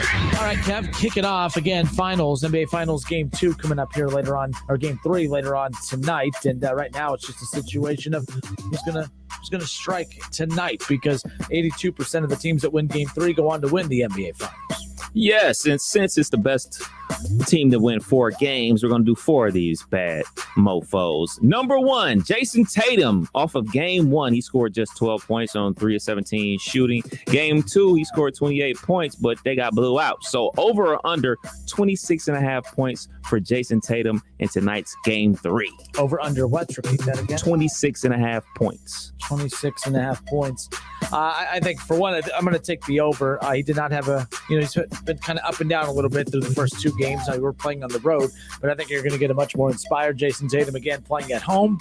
And I think right now the Celtics need that. They got bullied. They got pushed around. In fact, the Warriors, who were accused of being soft in Game 1, they played the Celtics game. They were the physical ones. They brought it. People had issues with the way Draymond Green went about it. Man, that's all. I've heard Draymond Green's name more in the last week than I have Steph Curry or Klay Thompson or anyone else. That means Draymond Green has dominated this series, and we're only 2 games in. So I think it's important for not just Jason Tatum to show up and have a big night tonight. I think it's going to be a complete team effort, but man, the Garden's going to be freaking loud as hell. They are just itching to host another finals game, and they're right back at it tonight, and they know it's tied at a game apiece, and the Celtics have home court advantage. I don't think after getting home court advantage after winning Game 1 at Golden State, you want to lose it in your first game at home, the Garden in this year's finals. I think Jason Tatum has to kind of prove he's the alpha. I'm tired of seeing him post all these images of him trying to be like Kobe Bryant. He wears the same practice gear as Kobe Bryant when Kobe tried out for the Celtics, back in '96. He did the thing where he laid on the basketball to kind of replicate the picture that Kobe had. You want to be Kobe? You want to be the Black Mamba? You got to be more assertive. You got to be able to take the game over. You got to be the alpha. You can't be so passive. I think that's why tonight he has to go out there and prove that. I think he will. Big Game 3 tonight, and a big game for Jason Tatum tonight at the Garden. Tatum's always assertive. It's just, is he hitting or not? And he has not been hitting in these first 2 games. Even though he did score 28 points, I mean, his defense was lackluster in Game 2, and that's part of the reason they got blew out. But I'm going to go with the under. I'm going to go with the under of the 26.5 points. I say the Celtics win this game, but I think it's going to be another team effort.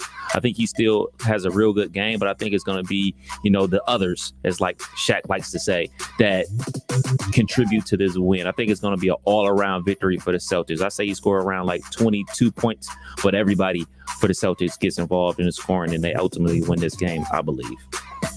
All right, if you're just tuning in, it's the Justin Kinner Show with Kev Nash. Kev Nash bringing us over under NBA Finals edition. Again, Game 3 coming up later on tonight. Kev, what we got for number 2? Yes, number 2. But he's not number 2. He's Steph Curry. He's the number 1. He's the best 3-point shooter of all time. He hit 7 3-pointers in Game 1. Added another 5 in Game 2. So over or under 5.5 made threes for Steph tonight. I can't remember. So the 5 that he made in Game 2, were the majority of them in the first or the second half? He made 3 in the first half, 2 in the second half. See, and I think he's had a habit in the last 2 games of getting hot early, which, again, there's nothing wrong with that. You need that guy that's going to go set the tone. He doesn't disappear down the stretch, but he's not as hot down the stretch as he is to start.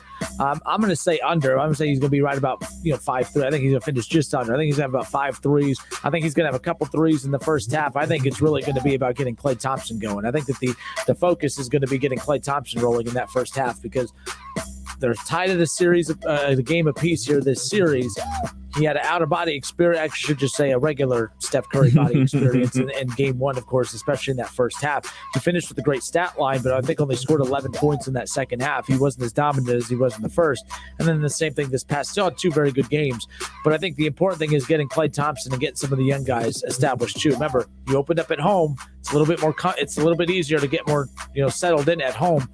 Getting the young guys rolling early on the road is going to be key. I think he's going to have a big game in the second half instead of the first half, but I think he's going to finish right at about 5 threes tonight, so I'm going to go with the under. I'm going with the under as well. I got the Celtics winning this game, and he's due to have a bad game. He hasn't had a bad game yet. He hasn't had a bad game in a while. He didn't have a bad game during the Dallas series outside that one game that got blown out. I believe that was game 5 where they got blew out, but he's been balling ever since, and he's been hot, like you said, in the first halves and everything like that. In game 2, they didn't need him to do anything because that third quarter, everybody else got involved. Wiggins got involved. Clay got involved. He blew him out the water. He didn't play in the fourth quarter. So I'm expecting Steph to hit about 3 threes tonight. I think he's going to be off tonight. I'm just rolling the dice here. I mean, he's got to have an off game, right? Yeah, and you know what? That very well could happen. It could be a game where he kind of cools off a bit and is not as hot, and then Klay Thompson has a big game. Exactly. But that's what's made the Splash Brothers so dominant is that when they're on, that team's unbeatable when they're both on. Facts. But when one's kind of off a little, like Klay Thompson's been the first couple games of the series, Steph's been on top of it. The chances of you catching them both on off nights are very slim. So if that happens, but I'm still going to take the under, but I still think he has a good game. But either way, I'm going with I think the Warriors take game 1 tonight. I think that they've already won because Draymond's already in their head. You already have the head coach talking about how he would handle playing against Draymond. Like a lot of these things he's in their head. And Draymond's going to go out tonight and not start anything. He's just going to go out there to play the game. He's going to let them, kind of play out of their comfort zone. So I'm excited for the game tonight, especially because of Draymond. Well, you brought him up. Let's talk about him. Draymond Green said he's going to meet force with force in tonight's game 3. So over or under 1.5 technical fouls from one Mr. Draymond Green. I'm going to say under, but I definitely think he gets 1. I think he's going to get 1. I think that tees will be called early. I think the officials, they have a very good officiating crew tonight. I forgot the name of the lead official for them or whatever, but they were talking about him this morning on Get Up. He is not going he is very, in fact, he's almost criticized because he calls too many fouls, and he is very locked in on not letting these veteran players or these stars kind of dictate the game as far as pushing the officials around. I think he's going to set the tone early. I think if there are technicals, they're going to be called early in the game to try to establish the tempo of the game, to gain control early, which is what they were trying to do last game, by the way. But then again, I don't know. It's under no matter what.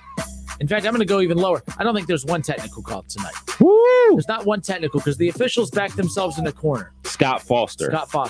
So the officials backed themselves in the corner this last game when some of the explanations were, well, you couldn't give him a second technical because he already had one. You didn't want to toss him. Well, do the officials really want to lock themselves into a corner and give them a technical early in the game to try to gain control of the game and then find themselves in a similar situation where, Draymond, who's going to play very spirited basketball if this moment of the game is big, I don't think – I'm going to say under, big time under. In fact, I don't even think he gets one technical tonight. I'm going to say under. Over!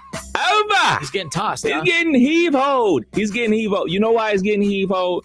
Because he's up in the referees already. He's up in the referees in every press conference.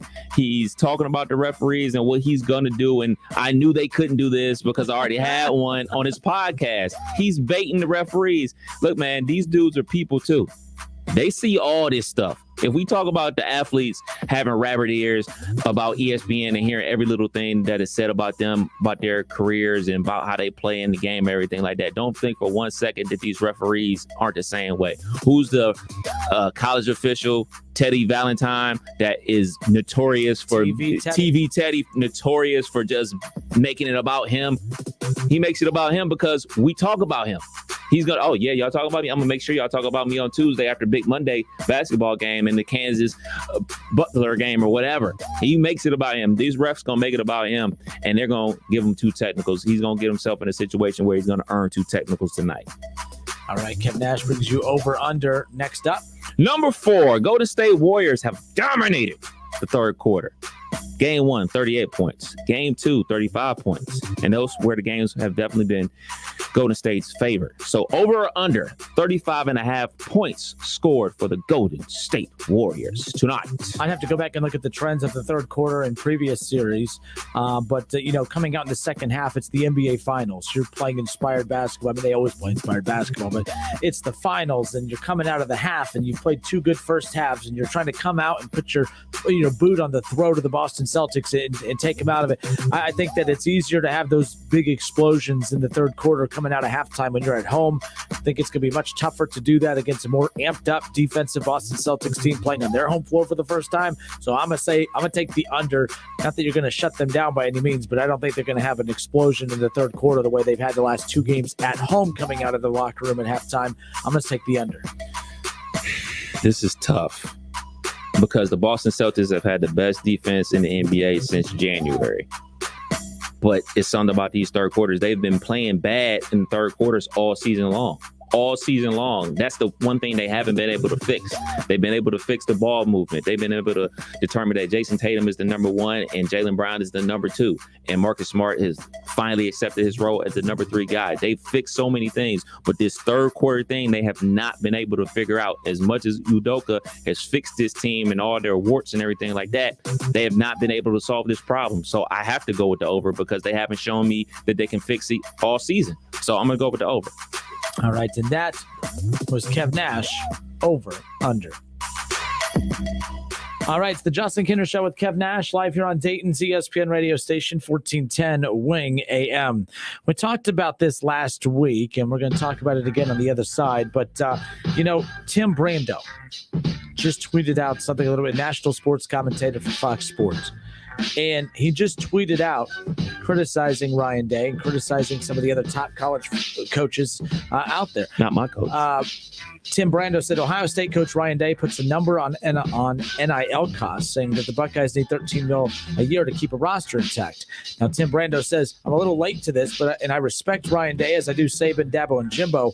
But fellas, stop groveling in public. It's a bad look. It won't help, period. Bobby Carpenter responded on Twitter. We'll talk about Bobby Carpenter's response, and we'll talk about, the opinion of Tim Brando. And I think that that's a popular sentiment about the perception of coaches who are technically answering questions about NIL, but it's coming across as they're holding these press conferences to push their opinions on NIL. And then we get mad if they don't comment on NIL. But we'll talk about Tim Brando's tweet coming up here, again, criticizing Ryan Day and some of the other coaches, telling him basically, shut up and coach. We'll talk about that when we come back.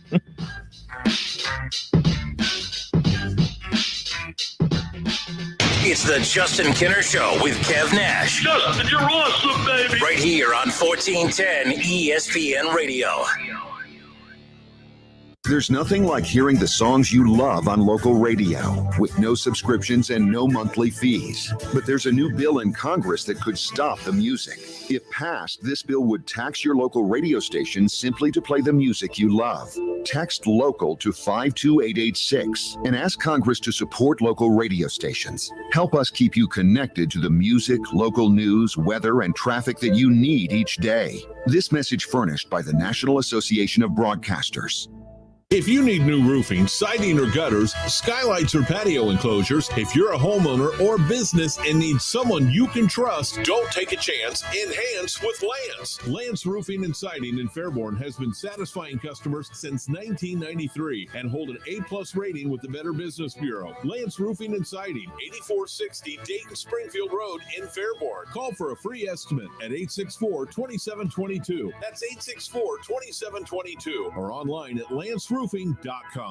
Refresco, the world's largest independent bottler of beverages, has the career you have been waiting for. Refresco is hiring for maintenance technicians and quality and batching positions too. Offers on the spot with a generous hiring bonus. Excellent pay starting at $18.50 per hour. Competitive benefits and an annual performance bonus and merit increase. Located off I-75 near Austin Landing. Stop in at 300 Industry Drive in Carlisle or visit refresco.com/careers to apply today. Refresco is an equal opportunity employer. Hello, it's John Kozik, founder and president of TurboTrack Realty, and I buy real estate as is, fast for cash. Give us a call today for an all-cash offer at 614-470-2000, 614-470-2000. I buy inherited properties, vacant homes, rentals, commercial properties, and apartment buildings. Give us a call today and speak with one of our friendly staff members at 614-470-2000, 614-470-2000. Hustler Turf commercial mowers are built tough to work hard. Whether you need a fleet of mowers or are a one-man show, you don't have time for downtime. Hustler mowers are over-engineered, overbuilt, and tested well beyond what is required, with the most complete lineup in the industry, including exclusives like a 104-inch Super 104, an 88-inch stand-on, and industry-leading warranties. Hustler mowers are ready to handle what you throw at them. Build your fleet to be reliable and versatile with Hustler Turf. Visit Small Engine Service Pros in New Carlisle today. There's never any FOMO with the iHeartRadio app. You won't ever have to miss out on your favorite shows and contests with this radio station again. Radio 24/7, 365. We're here when you want us. Stay connected and listen anywhere when you download the free iHeartRadio app. My heart was racing just making spaghetti. I could have waited to tell my doctor, but I didn't wait. I was short of breath just reading a book. I could have delayed telling my doctor, but I didn't wait. They told their doctors and found out they have atrial fibrillation, a condition which makes it about 5 times more likely to have a stroke. If you have one or more of these symptoms, irregular heartbeat, heart racing, chest pain, shortness of breath, fatigue, or lightheadedness, this is no time to wait. Contact your doctor. Brought to you by Bristol-Myers Squibb and Pfizer. Hey, y'all, this is your girl, Cheryl Underwood, and I want to tell you something. My digestive system used to make me feel sluggish, but those days are over. Now I feel great. That's because I increased my fiber intake with the Metamucil 2-week challenge, and I'm still hooked. I just took Metamucil every day for 14 days, and it's really that easy. Metamucil traps and removes the waste that weighs you down, so you feel lighter and more energetic. Now I never want to go back to that heavy feeling. Are you ready for the Metamucil 2-week challenge for a coupon and daily support? Sign up at Metamucil.com today. Thanks, everyone, for making your way here on this toasty morning. Are you all ready to jam? Excellent. Before we get rolling, let's start by hashing out everything bagel will be discussing. Profit margins are okay, but they could maybe be butter. Sorry, I don't mean to waffle. Next quarter, it's all or muffin. Did you have a question, Sausage Patty? My name's Patricia. When you can't take your mind off breakfast, it matters where you stay. Delicious breakfast available at our Hilton family of brands. Hilton, for the stay. 5G is here, but the big carriers want you to sign a pricey long-term contract to get access. Well, not anymore, because Straight Talk Wireless has rolled out 5G coverage nationwide with deals like our Silver Unlimited plan for just $45 a month and no contract. And get a Samsung Galaxy A32 5G for $249, all on America's best networks. 5G coverage, 5G phones, less money. Straight Talk Wireless. No contract, no compromise. 5G capable device required. Actual availability, coverage, and speed may vary. See terms and conditions at straighttalk.com. This halftime report was brought to you by Taco Bell's new Toasted Cheddar Chalupa. And now back to the... Hey, any of you guys had the Toasted Cheddar Chalupa? Ken, we're live. It has these crispy bits of cheddar cheese toasted right into its flaky shell. Rein it in, Ken. And you know they aged the cheddar cheese for 6 months. Ken, seriously, the second half has started. And now back to the game. The Toasted Cheddar Chalupa is back, only at Taco Bell. At participating Taco Bell locations for a limited time only. Contact store for hours and participation which vary. The final wing is ahead of schedule. Slater's Construction Company has built a solid reputation. Foundation looks great. Let's get a team in place for analysis. Now they need structural engineers to support their business expansion. We should have engineers in-house. That would put us ahead of the competition. Indeed can help them hire great people fast. I need Indeed. Indeed you do. We instantly connect you with quality candidates whose resumes on Indeed match your job description. Earn up to $500 in sponsored job credits by conducting interviews on Indeed. Visit Indeed.com/credit. Terms and conditions apply. New message. Hey, man, it's Devin. You know, from that time you accidentally emailed me because you thought I was a different Devin. Oh, and your email signature said confidential. If you received this in error, please delete. That's so you. Anyway, I heard you bought a boat. When are we setting sail, Captain? When you get a boat, you also get new friends. Make sure Progressive's one of them and get coverage today for as little as $100 a year. Oh, and no, you did not receive this message in error. Progressive Casualty Insurance Company and affiliates. Annual premium for basic liability policy not available in all states. Now, local businesses can get closer to every customer in their city with fast, affordable shipping. Introducing USPS Connect Local. You want speed? We deliver same or next day. You want savings? We give you supplies at a flat rate. You want less legwork? We do free pickups. Move your local business forward with the United States Postal Service. Let's connect at USPSconnect.com/local. Specific markets, restrictions apply. Same day or next day delivery expected, but not guaranteed with entry close to final destination. Traffic. All right. This wagon commute is killing me. You mind if I turn on the old radio? Oh, this song again. I swear they play the same 3 chants on every station. At this rate, it's going to take a fortnight to get to work. Well, just be glad you don't need to fill up. I mean, have you seen the price of hay? Mm-hmm. Throughout history, people have always hated to commute. That's why Monster lets you search work from home jobs. Find your job at monster.com or download the app. Alex Scott was a 4-year-old cancer patient who wanted to help find a cure for kids' cancer with a lemonade stand. Join Firebird's Woodfire Grill for Lemonade Days, June 10th through 12th. Donate to Alex's Lemonade Stand Foundation. On Twitter, make sure to give us a follow. Search 1410 Kinner for Justin Kinner on Twitter. That's 1410 KINNER. And ESPN Dayton for the station Twitter handle.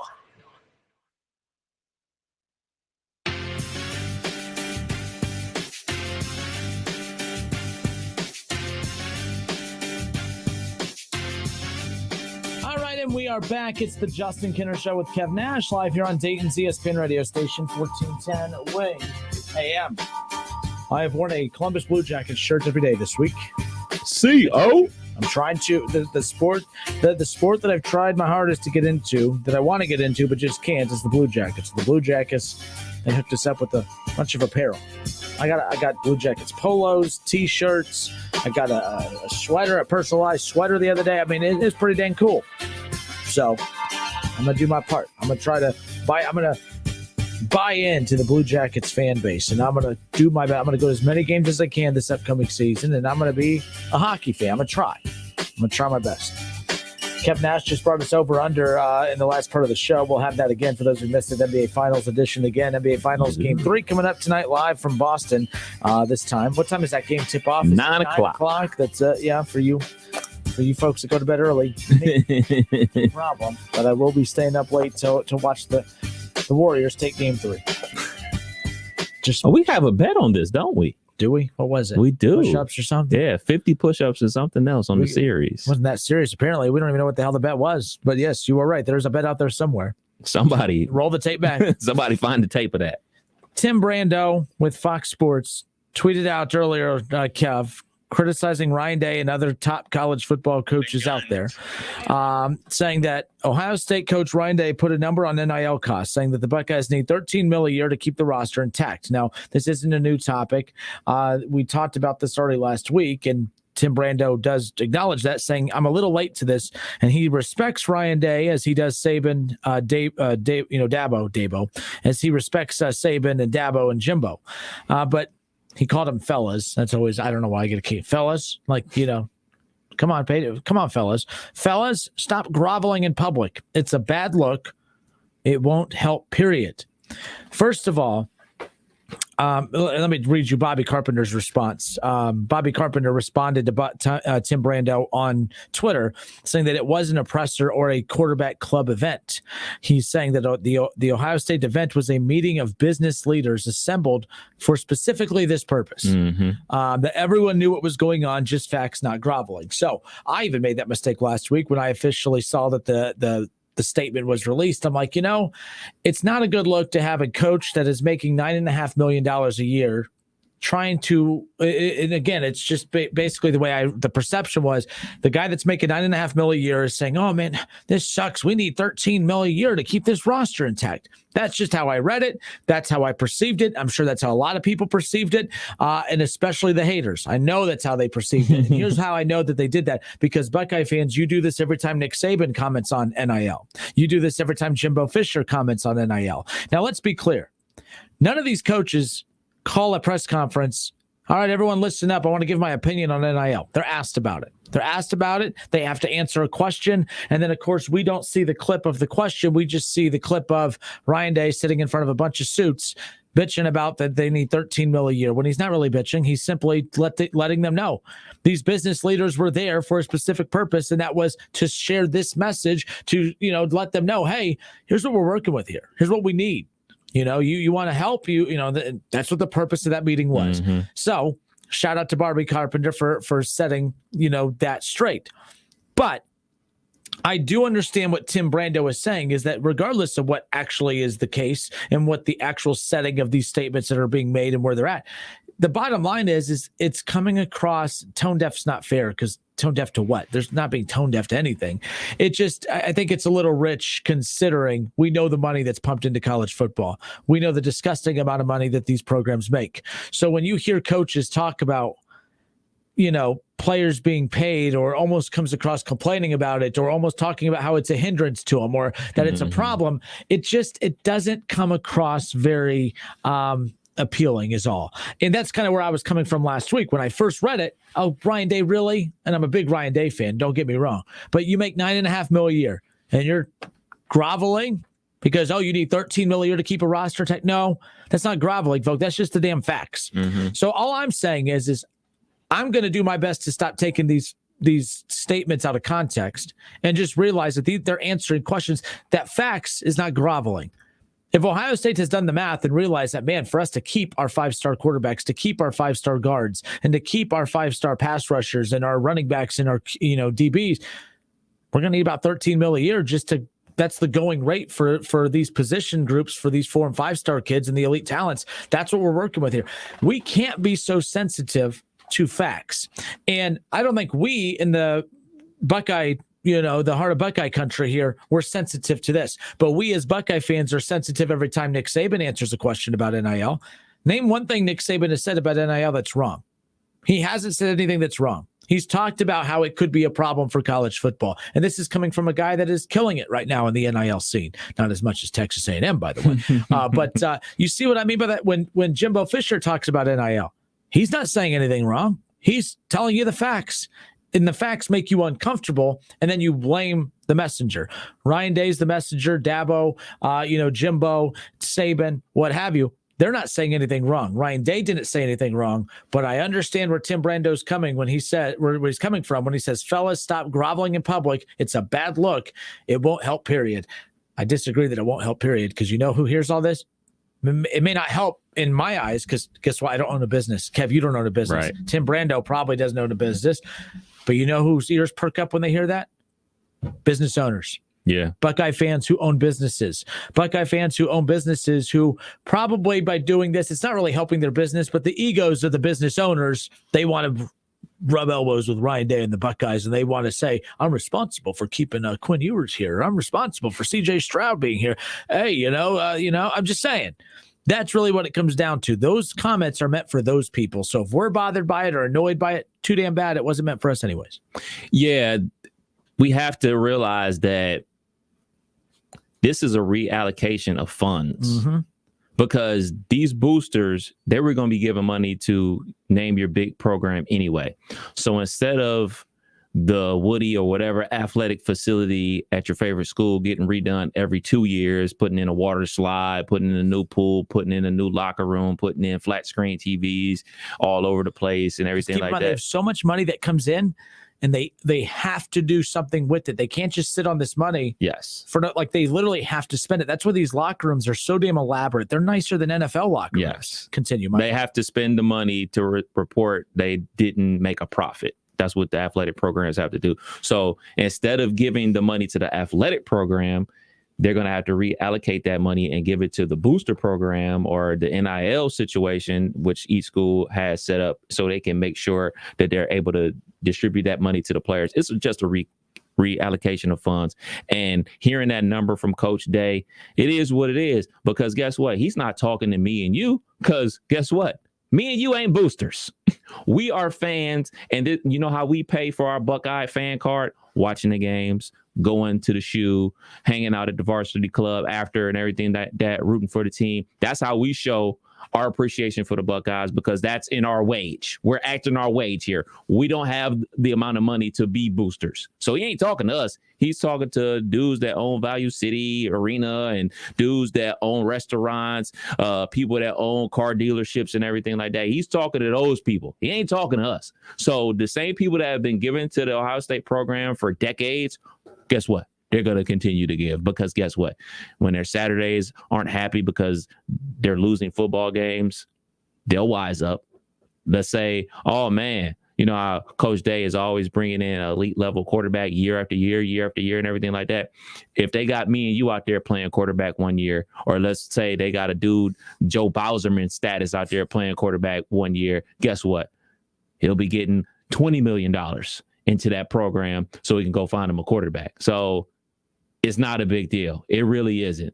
And people that make it a big deal, I think the thing about Nick Saban, he was dry hating. He was hating on the other programs who stepped their game up. But that's to be expected because people are in a mood because now, like I said, the reallocation of funds, like that money's not going to facilities and everything like that. It's going to players. So now we're going to have to wait, 5 years, 10 years to redo our locker room, to put a new field on the field and everything like that. Well, guess what? That's what the NFL does. You think the NFL is rolling out a new field every single year? No, they played on it last year. They can play on it this year. Some teams don't even have practice fields. Exactly. I mean, look at the Ravens. Look at the Ravens field. Look at their practice field. That was bad last year. And they wonder why dudes was blowing out their ACLs left and right. So it's just a reallocation of funds. And guess what? Coach Day and whatever athletic director from your favorite school, they're out there pounding the concrete, trying to let the fan base know and let the boosters know and potential boosters know, like, hey, man, you want to keep this train going. You want us to keep winning games. You guys want us to keep winning at elite level. This is what it's going to take because guess what? The game has changed. Yeah, it has. And the thing is, I know what you're talking about when Saban made the mistake of calling out Texas A&M. That's not the only time that he's been in the spotlight for talking about NIL. That one he brought upon himself because but before that, he was getting ripped just as much before that. And he was not saying anything different than basically what Ryan Day is saying. He never brought up exact dollar amounts, but he was just talking about how, hey, things are changing. There's a lot of stuff behind the scenes that you're not aware of that is changing and how we have to go about recruiting now. And the media would criticize him. You know, the media would criticize him. They'd just say, oh, there's, one of the dominant coaches complaining because things are changing. He's not complaining that they're changing. He was just telling you they're changing. And he was basically saying, hey, for the betterment of the sport as a whole, we need to kind of get a grip on this, not as far as slowing down the cash flow for the players, but regulating it. Because Nick Saban knows, hey, I'm going to be fine either way. We're still Alabama football. Ryan Day knows he'll be fine. It's still Ohio State football. I think they're control freaks, though, and they're used to money coming in a certain way and they're used to recruiting a certain way. So they may be uneasy because things are changing a bit, but they're not worried that they're going to lose their status as the Ohio State University. You know what I mean? Like it's still Alabama football. Nick Saban's not afraid of this. Ryan Day's not afraid of this. He is basically putting it out there that, hey, the people that need to know this. And sometimes the only way to get it through to the people that need to know, public. And put a number on it. And 13 mil in the big scheme of things, by the way, doesn't seem all that bad. No. It's nothing. No. Your coach is making $9.5 million a year by himself. If 13 mil, 4 mil more a year keeps team. Yeah, it keeps a whole team together. I'd say you're paying Ryan Day too damn much, to be quite honest with you. That's what I'm going to say. And that's not a shot at Ryan Day. That's all coaches. It's $25 million a year for their whole coaching staff. And we're shocked that it takes $13 million a year to keep the Buckeyes together on the field. Folks, we got to stop with that. All I'm saying is my bad for misreading what Ryan Day said last week. But I'm telling everyone, y'all need to say you're bad as well. Stop criticizing Nick Saban just because you hate him. Because he's not saying anything wrong. The only thing he did that was wrong was bring Jimbo and Texas A&M into it. Outside of that, enough. These coaches, they have to answer these questions. They have to get that information out there. They're not complaining. Nothing's changed. The rich are just getting richer.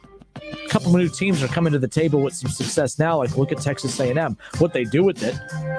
That's the thing. Texas A&M, you got that number one recruiting class. If you don't win a national championship, if you don't beat Alabama consistently, well, that's great. Enjoy your 2022 or 2023 top recruiting class because really the landscape's not changing a whole lot. So you know what matters? Yes, what you do in the offseason, but what you do on Saturday. You beat Alabama last year, great. Can you do it again? Can you win the SEC? Can you win a national championship? Can you get to the college football playoff? Texas A&M, can you do something? Because now you're just bragging about all your recruiting success and don't have any championships to back it up. That was always my big knock on a lot of teams. I said Ohio State. I said Urban Meyer. Kev, I got a lot of criticism for this. Not so much now because people don't like Urban Meyer as much now as what they did back then. But I said that Urban Meyer was the Calipari of college football. I mean, recruited like freaking crazy, had elite talent all over the place, didn't win anything with it, and was always front and center on draft day when all his players were being drafted. Calipari, you're going to see him all over the place on draft day coming up here in a few weeks. Where was Kentucky this year? All right, every year it's the same thing. That was the same thing with Urban Meyer. Now, I know they won a national championship, but guess what? So did John Calipari at Kentucky. They were the same. Ryan Day's kind of on that same boat, but there's a lot of coaches that are similar. But the thing is, what are you going to do? Eventually, you can't just sit there and use we recruited a high status. Eventually, players want to know that they can go there and win. Mm-hmm. Why do you think Kentucky isn't killing it recruiting-wise as much as they used to? Because it used to be, oh, man, the one and done, we got to go to Kentucky. That's where you win. Anthony Davis, they won that. Now, since then, they've been Duke surpassed them as far as doing the one and done and doing it better. So there's that. It's the Justin Kinner Show with Kev Nash. We'll be back in just a moment.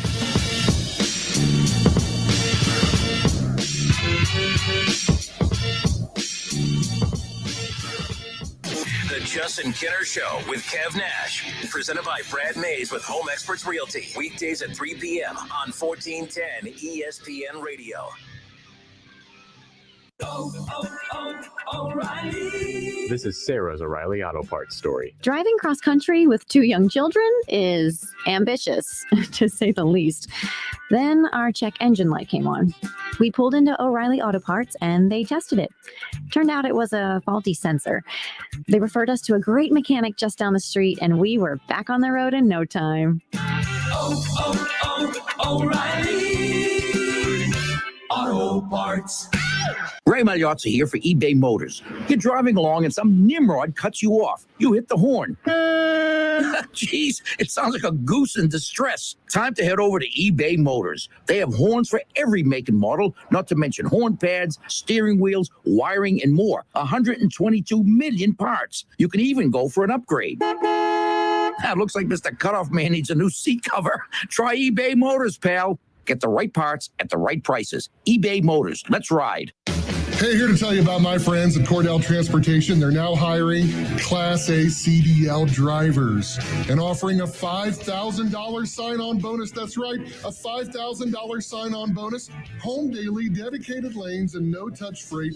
Brand new equipment as well. Medical, dental, vision, and company-paid life insurance. Call Cody right now. Apply online at CordellTransportation.com. Cordell Transportation, driven to succeed. It's time to celebrate. On Sunday, June 12th, don't miss the Jewish Cultural Festival, a joyous day of food, drinks, artisan vendors, and fun for all ages at Temple Israel on Riverside Drive.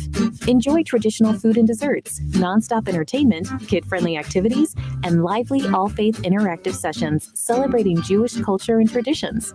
Join the celebration at the Jewish Cultural Festival on Sunday, June 12th. For more information, visit tidayton.org.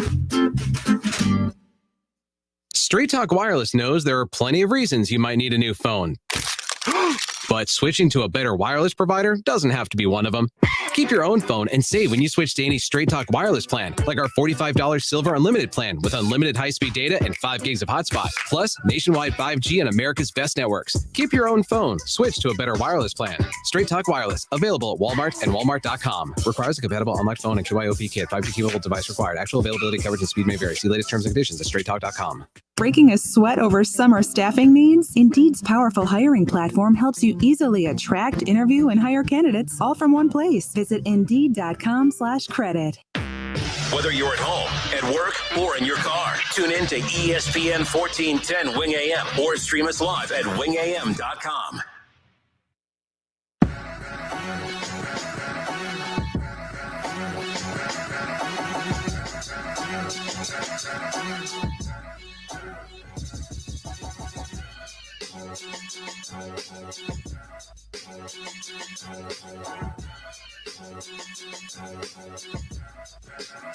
Justin Kinner, Kev Nash, back with you here on 1410 ESPN Radio, 518-1410.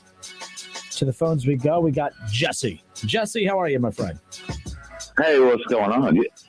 Usually I say, what's up, fellas, but since you obviously don't like the word fellas, I'm going to have to switch that up a little bit. I was just laughing at the way he's, I don't know, just when you're talking about Nick Saban, Ryan Day, and Jimbo Fisher, these like big time, and you call them fellas, I don't know. Maybe there's nothing wrong with it. It just seemed very, I don't know.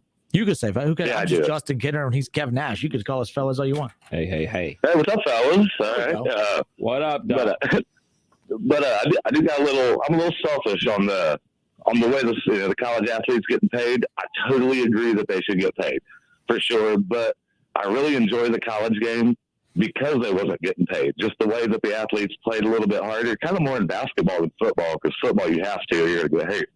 But I just kind of like the passion when you know nobody's getting paid. It just seemed like a different game to me. How do you feel about that? I think they've always been paid. In fact, I think it was gross. I think the game was uglier before from all the stuff that you're not aware of and that most of us aren't aware of. When you hear some of the stories of the underhanded sneakiness, dirtiness, politics that go on behind the scenes of how the players were getting their money before to where it's a little bit more over the table now, I definitely know what you're saying. I think the perception is that, man, they were just playing for the love of the game before.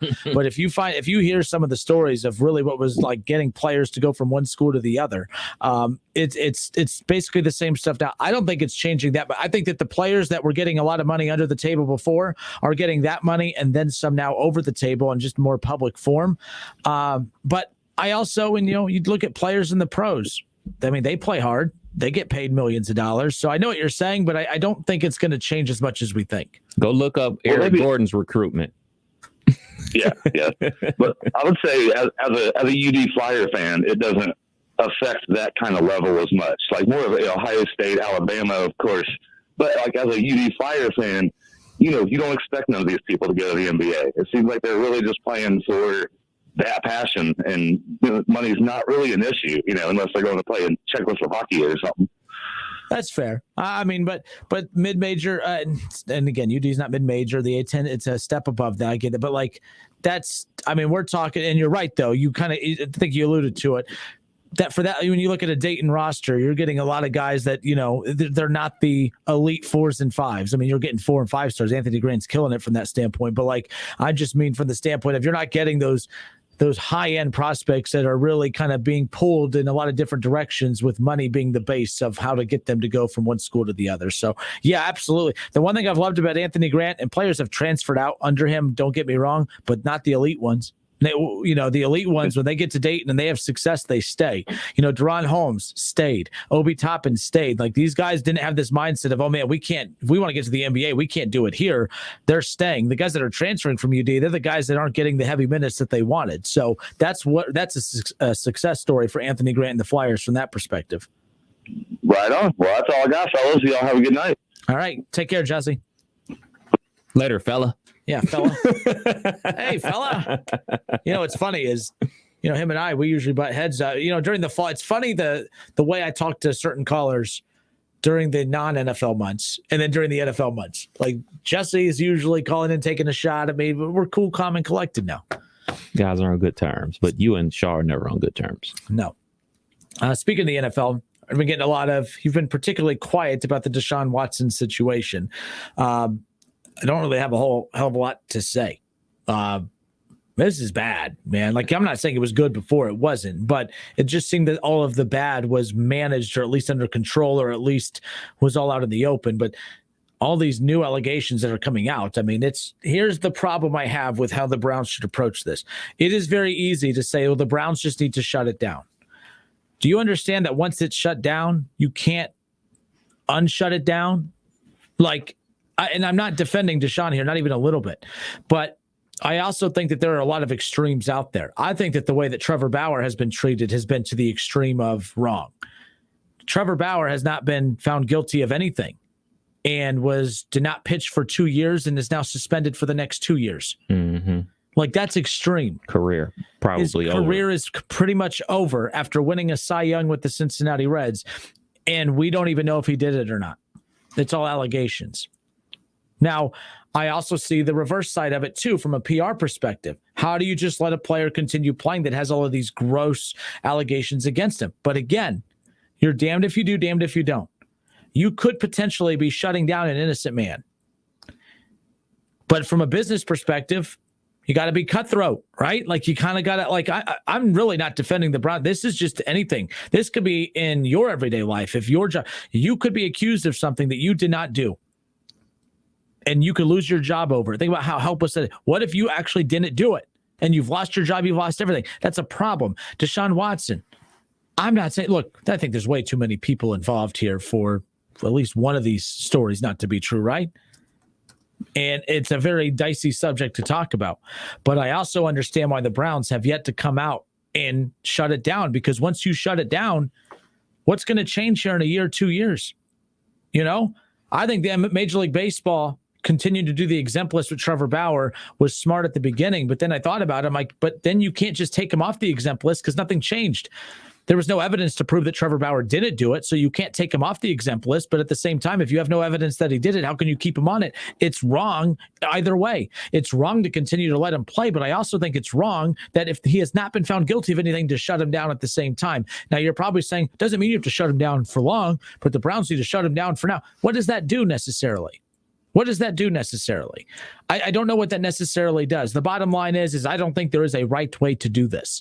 So everyone out there that just definitively says they need to do this, they don't need to do anything. I don't think there's not an answer. There's not a right answer to this, Kev. I think that Major League Baseball is wrong for how they handled Trevor Bauer. Suspended him for basically 2 years. The last 2 years couldn't play because he was on the exempt list, and they kept pushing it back. And then nothing changed. In fact, they closed that case. He was never found guilty. And then they said, well, because, you know, it was a bad look, you're done for 2 years. And he also badmouthed the commissioner every chance he could over the last, his career from his time in Cleveland, Kev. Bottom line is I don't know what's the right or wrong way to handle this. I know what's wrong, and what's wrong is the perception of all of this. It's horrible. If he did this, of course, it's disgusting and gross. But what if he didn't? That's why the NFL is kind of running in place right now, because they don't know what to do here. You ruined this. You shut this guy's career down forever, and then find out he didn't do it. That's horrible.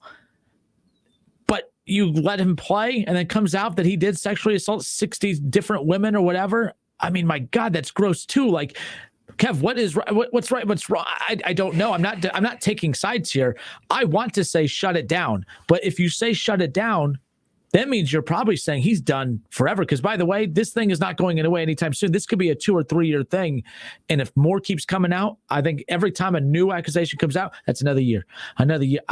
This is very weird territory that we're in. And I know you don't feel bad for the Browns, and you shouldn't. The Browns knew they were getting involved in something very dirty here, and they have no one to blame but themselves. You know why I feel bad for the Browns and the fans of the Cleveland Browns, especially the players on the team, especially Coach Stefanski and Andrew Berry, because this was a mandate from above.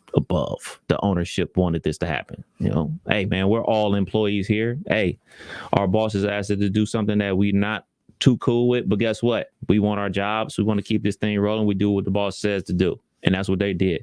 And they're the ones out there in front of the media answering questions or not answering questions in Coach Stefanski's case, or being asked questions about this every single day. So he shouldn't answer them. So Deshaun's not out there available to the media. They're not making him available to the media. Lord knows the ownership, the Hallisms, aren't out there answering questions. So it's Andrew Berry, the players, and Coach Stefanski constantly out there getting bombarded with these questions. I can't say shut him down. But if I am the Browns, I got a lot of questions, because we did our investigation. You and your team told us X, Y, and Z. And now there's more stuff coming out. We did everything you wanted. We said, all right, we'll only pay you $1 million this upcoming season. If you're suspended, we'll put $180 million in escrow. So you're going to get that. And we're going to give you a guaranteed contract. If the Browns find out that Deshaun was not 100% forward with them, forget the NFL. Forget that. That's a totally different story if I'm the Browns. If they find out and they feel like Deshaun was hiding stuff and wasn't forefront with them, oh, yeah, we go into court and we trying to get him up out the paint.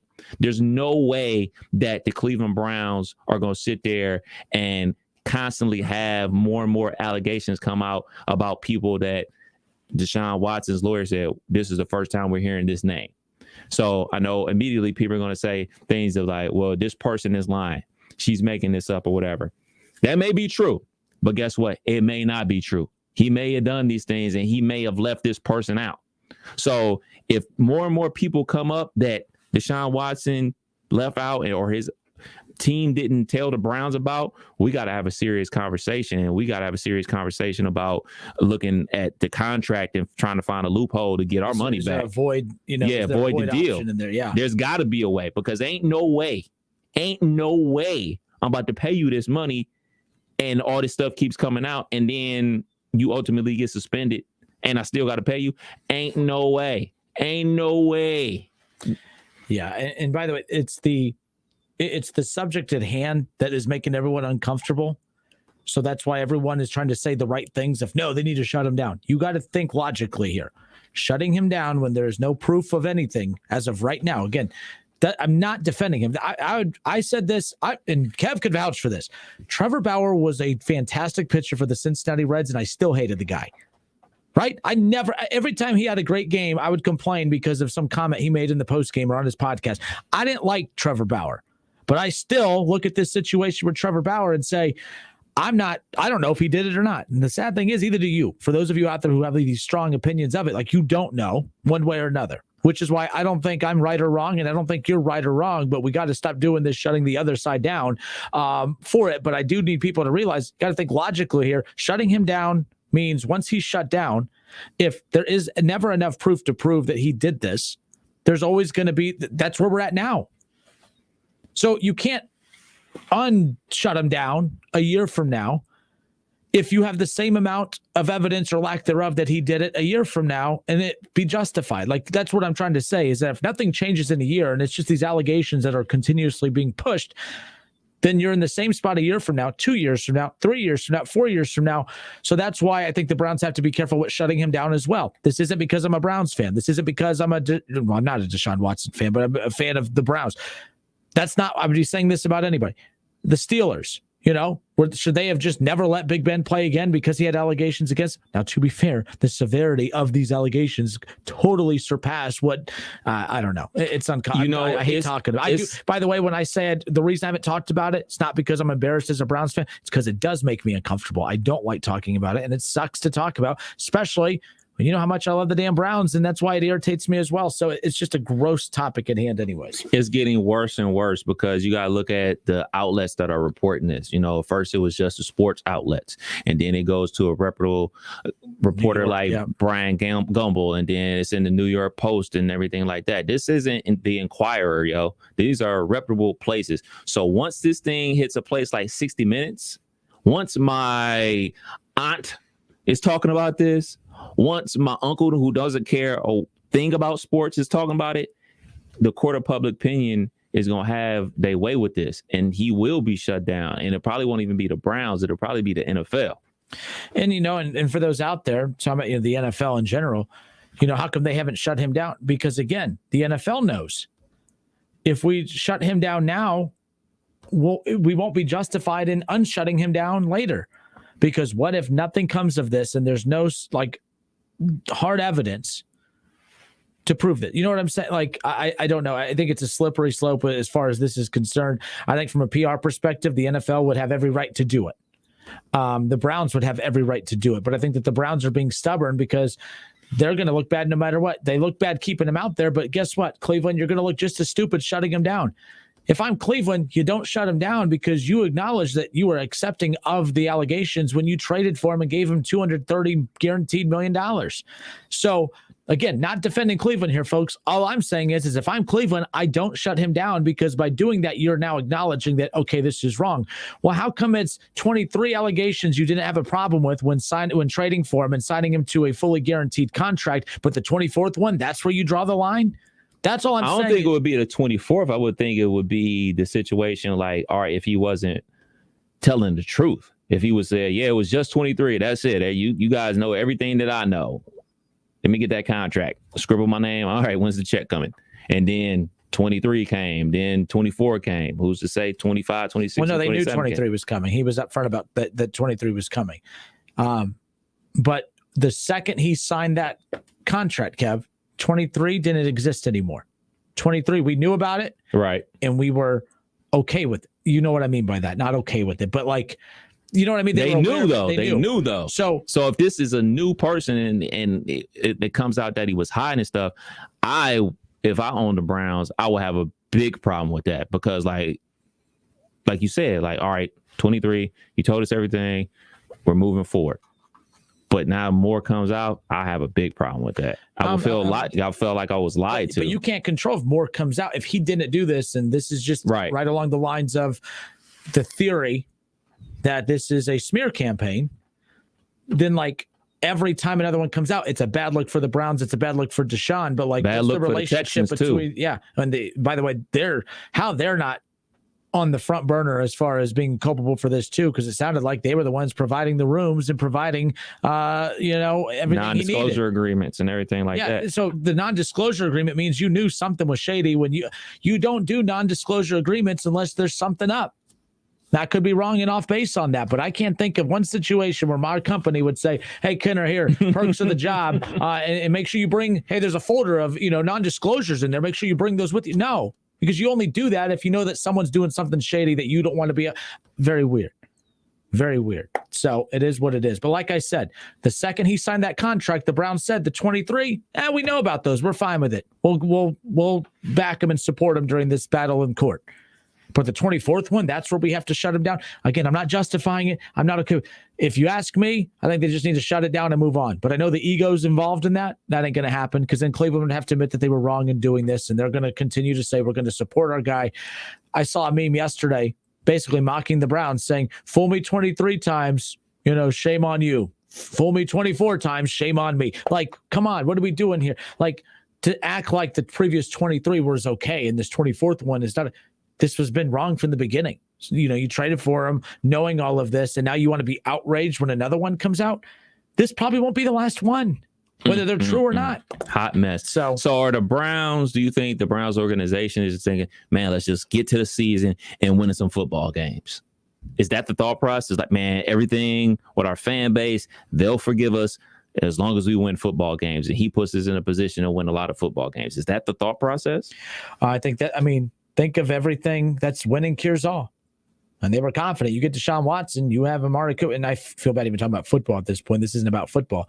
But yeah, I think that's exactly what it was.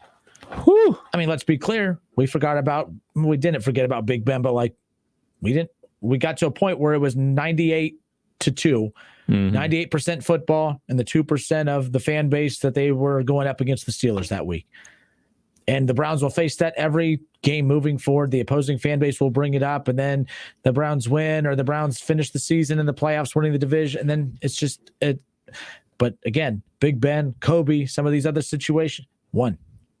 This is 20-4. Yeah, man. Like, regardless of the situation, he has a problem. You know what I'm saying? Because if this happened, he has a problem. So is the NFL going to be like, all right, you're suspended for 8 games, and then after the 8th game, all right, come back? Or are they going to be like, have to go to mandatory counseling or something like that? Because, with I was going to say Aaron Gordon, but with Josh Gordon, it was mandatory that he goes to detox centers and things of that nature in order to be reinstated into the NFL over marijuana and things like that. Is the NFL going to be putting Deshaun through situations like that for him to seek counseling? Because if this things come out to be true, man, this dude has some serious problems. It's the Justin Kinner Show with Kev Nash here on 1410 ESPN Radio. We'll step away for a few moments. We'll have the Lee's Bucket of Questions with Keith Byers coming up around the corner. If you missed our interview and our conversation with Bobby Nightengale from the highly credible Cincinnati Enquirer, we'll get to that coming up around the corner. We got all of that.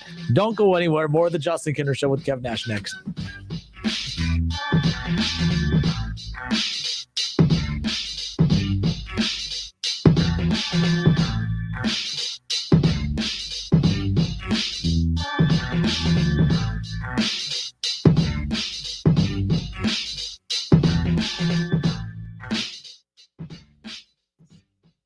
Perfect air with a personal touch. Get up to $1,000 in rebates on a new Linux system, or make no payments for 6 months when you finance a new Linux system for as little as $132 a month. Call William Brockman & Sons Heating and Air Conditioning at 937-222-8638 today to learn more, or visit online at DaytonHeatingandCooling.com. Conditions apply. See dealer for details. License number Ohio license number 14911.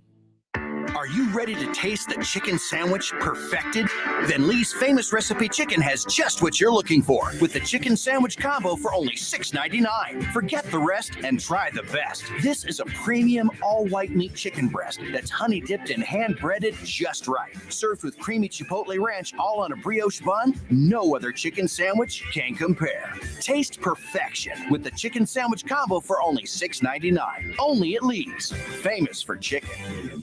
Germain Honda Beaver Creek is your local Honda dealer. If you've been waiting to buy, now is the time. Get $750 lease loyalty cash on all new Hondas and as low as 1.9% financing on the 22 Honda Pilot and 22 Honda Passport. Remember, we can get the new Honda you're looking for. We are taking deposits on current scheduled in-build Hondas every day. See me, sales manager Jason High, for all the details. Germain Honda Beaver Creek, Route 35, just east of 675 between Xenia and Beaver Creek. Germain Honda Beaver Creek, the right car, the right price, the right way. I hope to see you soon. Many Vietnam War veterans were unknowingly exposed to dangerous chemicals impacting their health and quality of life. There are now expanded benefits for veterans exposed to Agent Orange. Veterans with Parkinsonism, bladder cancer, or hypothyroidism who previously applied for VA disability compensation but were denied should reapply and might be eligible for retroactive compensation. Exposed veterans who have not yet applied should consider filing a new claim. For assistance, call Montgomery County Veterans Service Commission at 937-225-4801.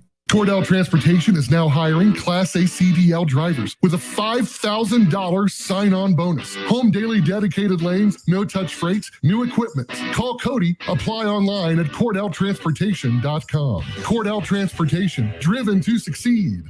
When you need your tech working its best, Staples has you covered. My PC has 3 speeds: slow, slower, and slowest. Staples has you covered during our free PC tune-up event, Saturday the 18th and Sunday the 19th. Bring your existing PC to any Staples store and we'll remove junk files, improve your startup and operating speeds, and optimize your device's performance with a 1-year subscription for PC tune-up software. A $30 value free. Your tech solution is at Staples. In-store only, Windows devices only. Appointments encouraged by phone or in-store.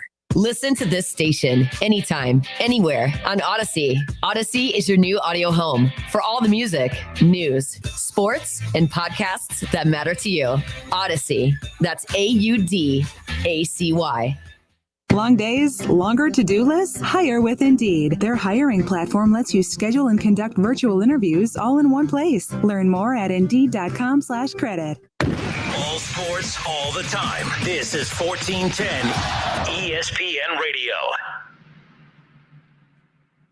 But I want to get to the Lee's bucket of questions. Lee's Famous Recipe bucket of questions of the week. We got a few questions here. You ask the questions throughout the week, and I'll answer them. And Justin's pulled a few questions off the internet that he hears them to me. So Justin's my producer. So go ahead, hit me with the first question, Justin. All right, again, it's the Lee's Bucket of Questions here on the Keith Byers Show, presented by Lee's Famous Recipe Chicken. I'm Justin Kinner, jumping in to assist here. Keith, the first question on the Lee's Bucket of Questions. Right now, who are your top 3 active college football coaches? When you think of the top college football coaches today, who are your top 3? That's a good question. How are you asking me this question? Just based on what they have or the job that they're doing? But I don't know really which way to go. I can go in numerous ways, but I'll go this way. I'm going to say, in no particular order, Nick Saban, down at Alabama, Ryan Day, here at Ohio State. And number 3, Deion Sanders at Jackson State. This past season, where, they're top, first time they won double-digit games in a long time. They I think they went 11-1 during the regular season. I think they lost in the bowl game. He's doing a heck of a job recruiting. And I don't even want to use this word. I was going to say change the perception. He's not, he's not changing my perception of what HBCU football is. It's just been an underserved market as far as the media has gone on, So with Eddie George is doing the Tennessee State and Deion Sanders is doing at Jackson State, amongst a host of great HBCU coaches in the past and even currently. In the past, of course, there's Eddie Robinson at Grambling, but there's a lot of great HBCU coaches that are have a tendency to be overlooked when we talk about great college coaches. And somebody who was probably close to cracking my top three, would have to say Luke Fickell as well. He's done a great job at Cincinnati. All right, it's the Lee's Bucket of questions here. That was question number one. Question one was, who's Keith Byers' top three active college football coaches? One more time, summarize those. That'd be Nick Saban, Ryan Day, and Deion Sanders. All right, good stuff. Question number two, Keith, on our Lee's Bucket of questions. Obviously, you played for Earl Bruce at Ohio State, but when you look at the history of great coaches for the Buckeyes, if there's that one